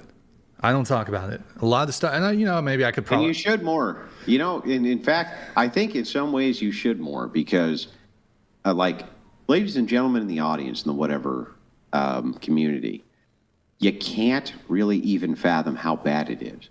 I've seen many of these messages, and it's not like it's like, oh, here's 10, here's 20. We're talking about hundreds of insane lunatics who come at this guy. I mean, almost weekly. It's really bad. It's really bad. And the idea is he takes a lot of heat, not just for his views, but just for the people he platforms. And I'm going to show you something, guys. For those people that still say that he was a supposed right-wing guy. Robinson was, quote, a little abnormal, didn't talk to anyone. He was a quiet dude, and he didn't like talking unless spoken to.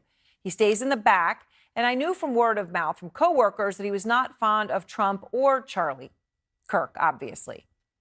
Now, Robinson was, quote, a little abnormal, didn't talk to anyone. There you go. He was a quiet dude, and he didn't like being... There you go. Man, there's so much evidence that he was a left-winger, but, you know, a lot of these crazy people, they're still going to just go with the lie because that's what they want.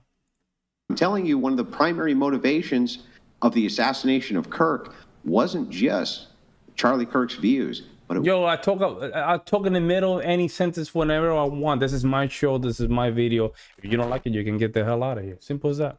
Was the platform which was represented. That's what they wanted to kill more than anything.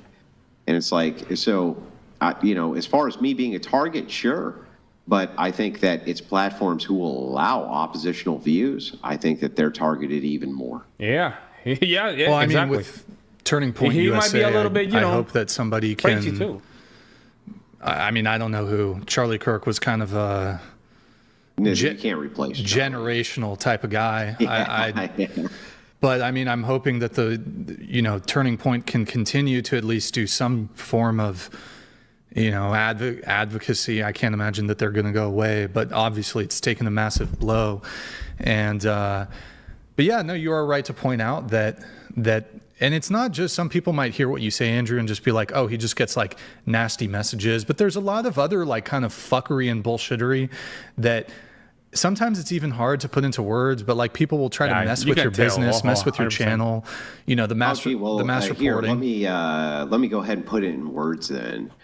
They go after his family. They go after his friends. They go after his coworkers. They go after his business interests. They do everything that they can to troll his show. They do everything that they can to hurt him personally. They do everything that they can to.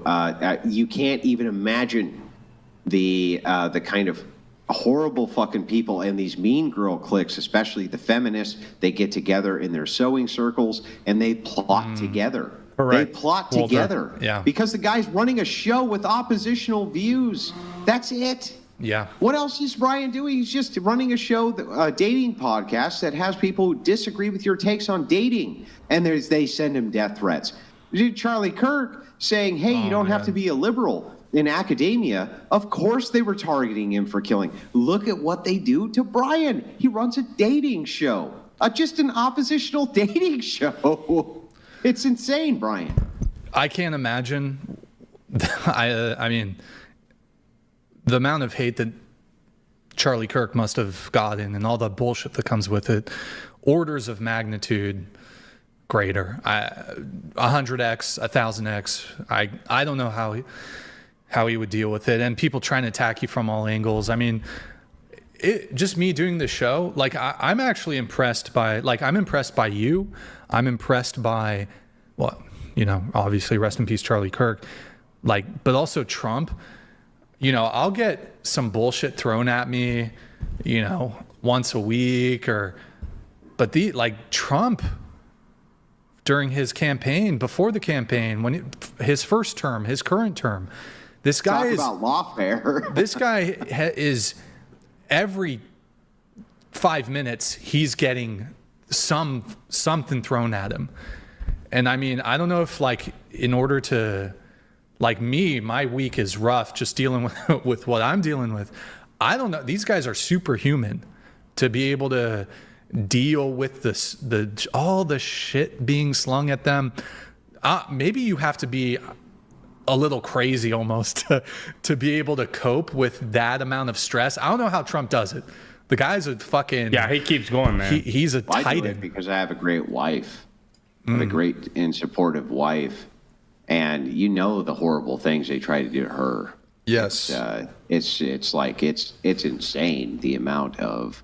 Because many people perceive me as being an invincible persona. Mm-hmm. I can't take on Andrew directly. He'll fucking destroy me. So we'll just incessantly attack his family and his kids and try to hurt him that way because people are sick. But I need to tell you guys, again, the whatever audience, you're never going to know this unless I tell you. What? I'd never heard him saying that. I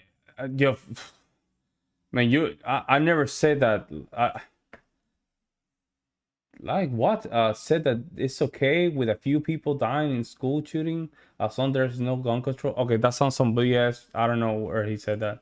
There's been many times where I've walked out of the studio. Unless you cannot provide sources, well, I don't want to. What? Fuck them. There's nothing wrong with just having a Second Amendment. I don't understand. Fuck them. We're not gonna stop. And even if that's the case, so you're justifying his death because of that statement? Even if I said that you're saying, even if I just give you the argument that what you're saying is true, are you saying that it's justified? That him just getting deleted by a crazy lunatic is okay? Because a bunch of insane lunatic leftists demanded, because I have an oppositional dating show. So don't let him sell himself short. He does a really good job in that regard. Oh, thank you, man. I do appreciate it. And yeah, a lot of the times my approach to whenever there's, somebody talking shit, for the most part, honestly, I've taken the bait a couple times, but honestly, I just try to ignore it. Just keep on going. I did want to do a little update check here really quick and see if, let me see if I can actually, is there a way I can get? I say it effed up. Did you watch the FBI? Did I say it's okay? I said it's fucked up. Did I say it's okay? It seemed that the statement that you're referring to, you're implying that it was okay. And you cannot be with God and the devil at the same time. You have to be one or the other. You cannot simply say, Charlie said that it's okay with a few people dying in school shooting as long as there's no gun control. And then you say, I say fucked up. You cannot be saying that. It's one or the other.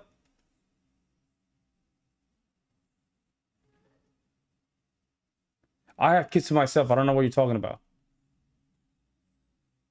Exactly. Practicing your First Amendment has not... If you have any type of argument to say, because he said this, therefore it's okay, or that's why he got it, you lost the argument. You have no argument. You're just referring. You have to just be okay with the argument you're already referring to. You cannot have a double negative every time you have an argument like this. You're okay with it or not? It is wrong. It is wrong, but by the statement that you're referring to, it seems like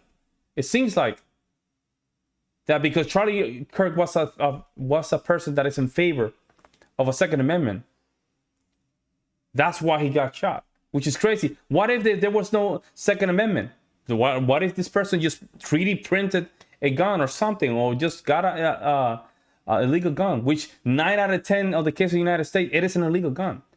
Will you still make that same statement? Did you watch the FBI brief? The one that was like an hour ago or something before you went on? Yeah, it was real. It was so bad. Yeah, where they have nothing. It's disgusting. And I feel terrible for the Kirks. They just want, they at least at this point just want the basic justice of apprehending the suspect. And this is terrible, man. Do you think that there's a chance that they don't catch the guy? No chance. They're going to get him? Let me tell you why I think that. There have been people who have murdered cats online, and internet sleuths will figure this shit out. Mm-hmm. One of the good things about the hyper-autistic internet community which exists, and I'm talking to all of you on whatever, okay? And I know that there's some of you who are following this very closely. You're saying, but there are people out there who will take statements literal. It doesn't matter. The principle stay the same. Again, let me just go back. Let's just say that you were right. If there was no Second Amendment, but you still say the same statement.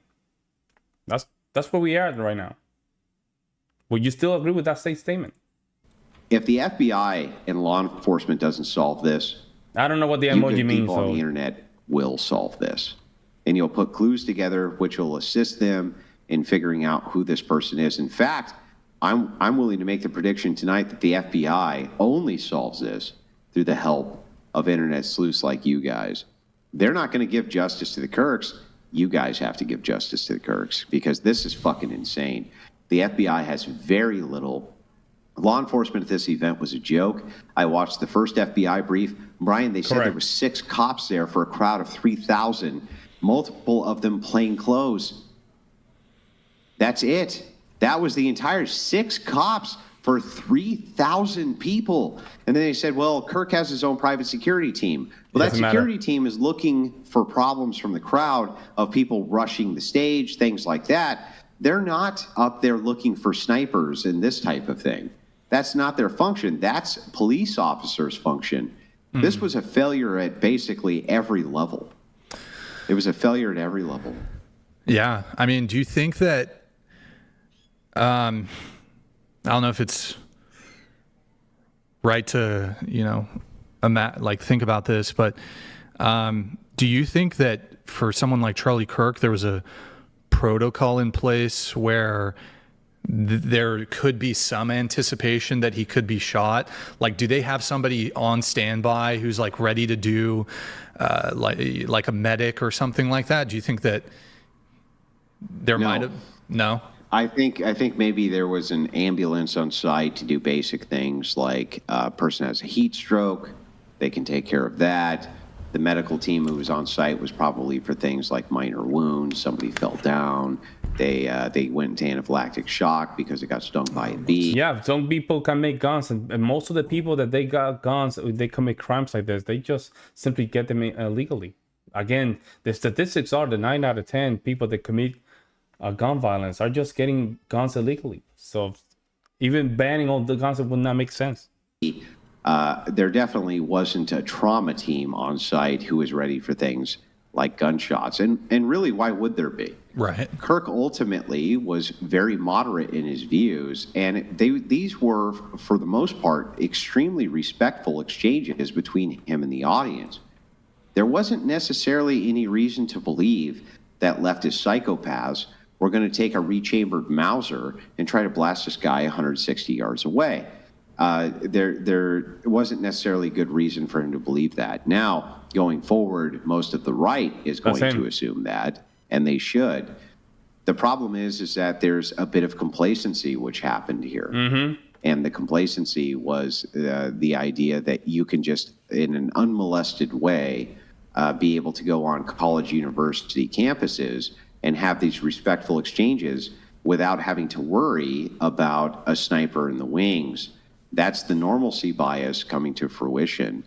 And I don't blame Charlie Kirk for that, right? I blame the psychopathic left for that. Right. It's just, I wonder, in terms of stifling this sort of activity, Steven Crowder did this stuff in the past. I don't know if he really does it much anymore. He had the change my mind stuff. I had actually contemplated, and I think I pitched to you you're right, a while back, like, hey, next time you're in person, let's just go to the street. Let's do men on the street. We'll get a sign, and it'll, just debate people out on the street. And I mean, look, the whatever. I'm gonna leave it there. Thank you so much for support, guys. I'm gonna just leave the stream there. Listen, I personally think when it comes down to stuff like this, if the other side is not okay with very simple facts and simple empirical reality, what do we do here? What do we do from here? You can be Christian. I'm very Christian, and I want to forgive my enemy, but we have to be in the same culture. Otherwise, I don't know what we're going against it. At this point, it's better to just, I don't know, man. I don't know. I just simply don't know, man. The question is, at the end of the day, is if we're not dealing with the same empirical reality, right, that some of the rights clearly are, and the left are just simply just the demonic people just running around, even being okay with some of the stuff going on, what do we do from here? The question is, what do we do here? Yeah, Charlie was not quite big enough to get an expensive full protective detail.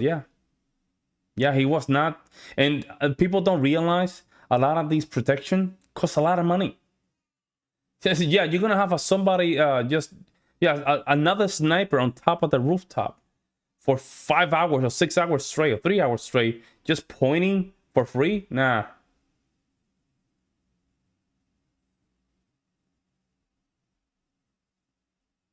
Background checks already exist, man.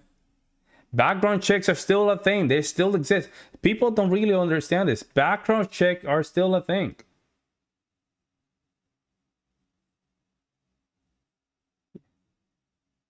It's like you can't even tell a man he's not a woman without getting attacked. Okay. I don't know what that means. Some guy, there must be some control. There's already control, man. Safad, do you really understand how this thing? Maybe stop sleeping snipers unless you're a hunter. Maybe stop sleeping snipers unless you're a hunter. What? I don't know what you're saying. I say that was, yeah, exactly, Walter. That was a hunter rifle. People really don't understand, man. Like, even if the guy, listen to this, even if the guy went to the background check and he was rejected, I don't know if that's what happened. We don't know yet, right? We don't know if he went and just bought the gun himself in one of these gun stores. We don't know. But let's say that he got declined. Let's say Utah, the guns were banned, right? All right, let's say you cannot stop him for getting that gun in the black market. You see what I'm saying? You cannot stop him because he still can get those guns in the black market. Yeah, the 36 is a common rifle. Yeah, you use that to just kill deers. Yeah. Yeah. And a sniper can be anything, right? It can be a 24. You put a scope in it. That's a sniper right there. But people don't understand this. You can find these guns in the black market easier than going through a background check. Exactly, but criminals don't follow law. They don't follow any laws. That's why they're criminals. Why you as a criminal would just follow the law? That's stupid. If people think that buying guns, somehow the criminals are just gonna follow the law. They're a criminal for a reason. They don't follow the law. Don't be naive, people. Even in the United States, where a lot of these states, a lot of these cities, they have almost completely banned some of these weapons. You still have, people getting deleted every day by simple handguns. It's like trying to stop a guy from running over people with a car. You can stop someone conscious. Yeah, he will figure out something else. He'll put gas or something, or kaboom. That you cannot stop. And the other side of things is that we don't talk about people being actually safe as well from people that have guns. Car accidents take more life, yes, Dan. But we don't have to go to the extreme. The thing is that even if you eliminate all guns, you're still gonna get people getting them from the black market. Why is that? Because people still doing it today. People are still doing it today. Pew pew. Yeah, we have to say that. Pew pew. Black market. That's how they get them. Yes, you're right, but you can make it harder. Again, you cannot make it harder for a criminal. But what happened is, here's the thing, right? Here's the thing, right? So even if you make it harder, you have to understand this. Even if you say, you know what, we're going to push this to just 10 years. We're going to do a background check from you. You have to wait 10 years. You can do all this stuff. The person that wants to commit the act is still going to get it no matter what, again, through the black market. And you can't stop them.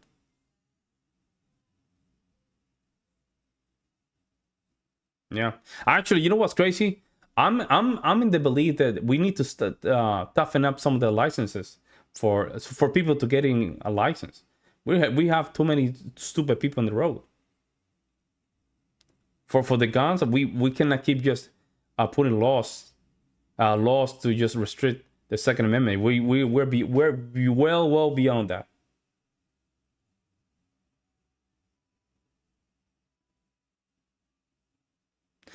Canada is full of guns, but they don't have the fraction of the gun violence in the United States. You guys only have, well, Canada only has like 30 million people. I don't know what you're talking about. Look at the war on drugs. Yeah. Yeah. You still, the problem with Canada is, well, I don't know now, but you guys, Canada's going to have a problem because of the migration. So you're going to see a lot of those violence just going up because there's happening right now in the UK, happening right now in Berlin, in Hamburg, in Germany. We don't want to talk about that either, right? Drugs are illegal. Yeah, that's a great point.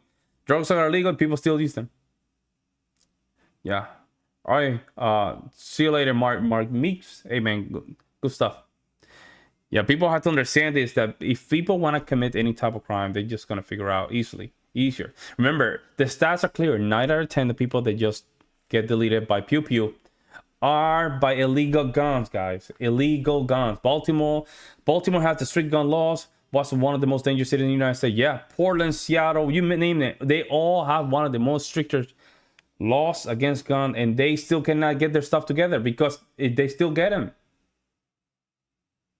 Most of them are meant for some reason. Well, the problem with that is that most of those cases, they don't have a father in their home. So they're looking for that figure, right? That father figure. Nobody knows who them illegals are. Like, you mean like the people that get the guns illegally? Oh, yeah, everybody knows it. Oh, yeah, people know them. Oh, come on, man. Don't, come on. No, everybody knows who are the ones that they have the guns. You know, no, people know. That's not something new. That's, if you're being around the block, you know what I'm saying. You know what I'm talking about. It's not, everybody knows. Obama's Operation Fast and Furious sold guns to the Mexican cartel. Yeah, and he did it to just destabilize the United States, destabilize the southern border. Man, Obama was one of the worst presidents ever. One of the worst presidents ever in United States history. I'm telling you, man. I thought the post-Civil War, Jefferson was the worst, but nah, Obama. Yeah, Obama was bad, bro. Obama was literally bad. Obama just divided the country. Because we elected Obama for the wrong reason, guys. That's the thing. That's our fault. We elected Obama for the wrong reason because of personal guilt. Because of personal guilt.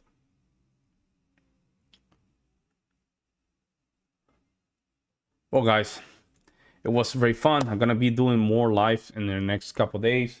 Next week we're gonna figure out how we can just move around and just do more live. You can always leave a super chats. I'm gonna really appreciate that. Since my channel's chat about for real, man. I put a video, you get like 2 impressions. Polk is so underrated. Yo, you guys are crazy, man. Thank you so much for the chats, for the super chats. Whatever put the super chat, thank you so much. Thank you so much for the support, guys. Thank you so much for just being here with me. We're gonna do more of this. It seems like the channel just worked better when I do lives here. But thank you so much for everything, guys. Make sure you guys like, comment, and share. And in the meantime, guys, I will see you in the next one. Thank you.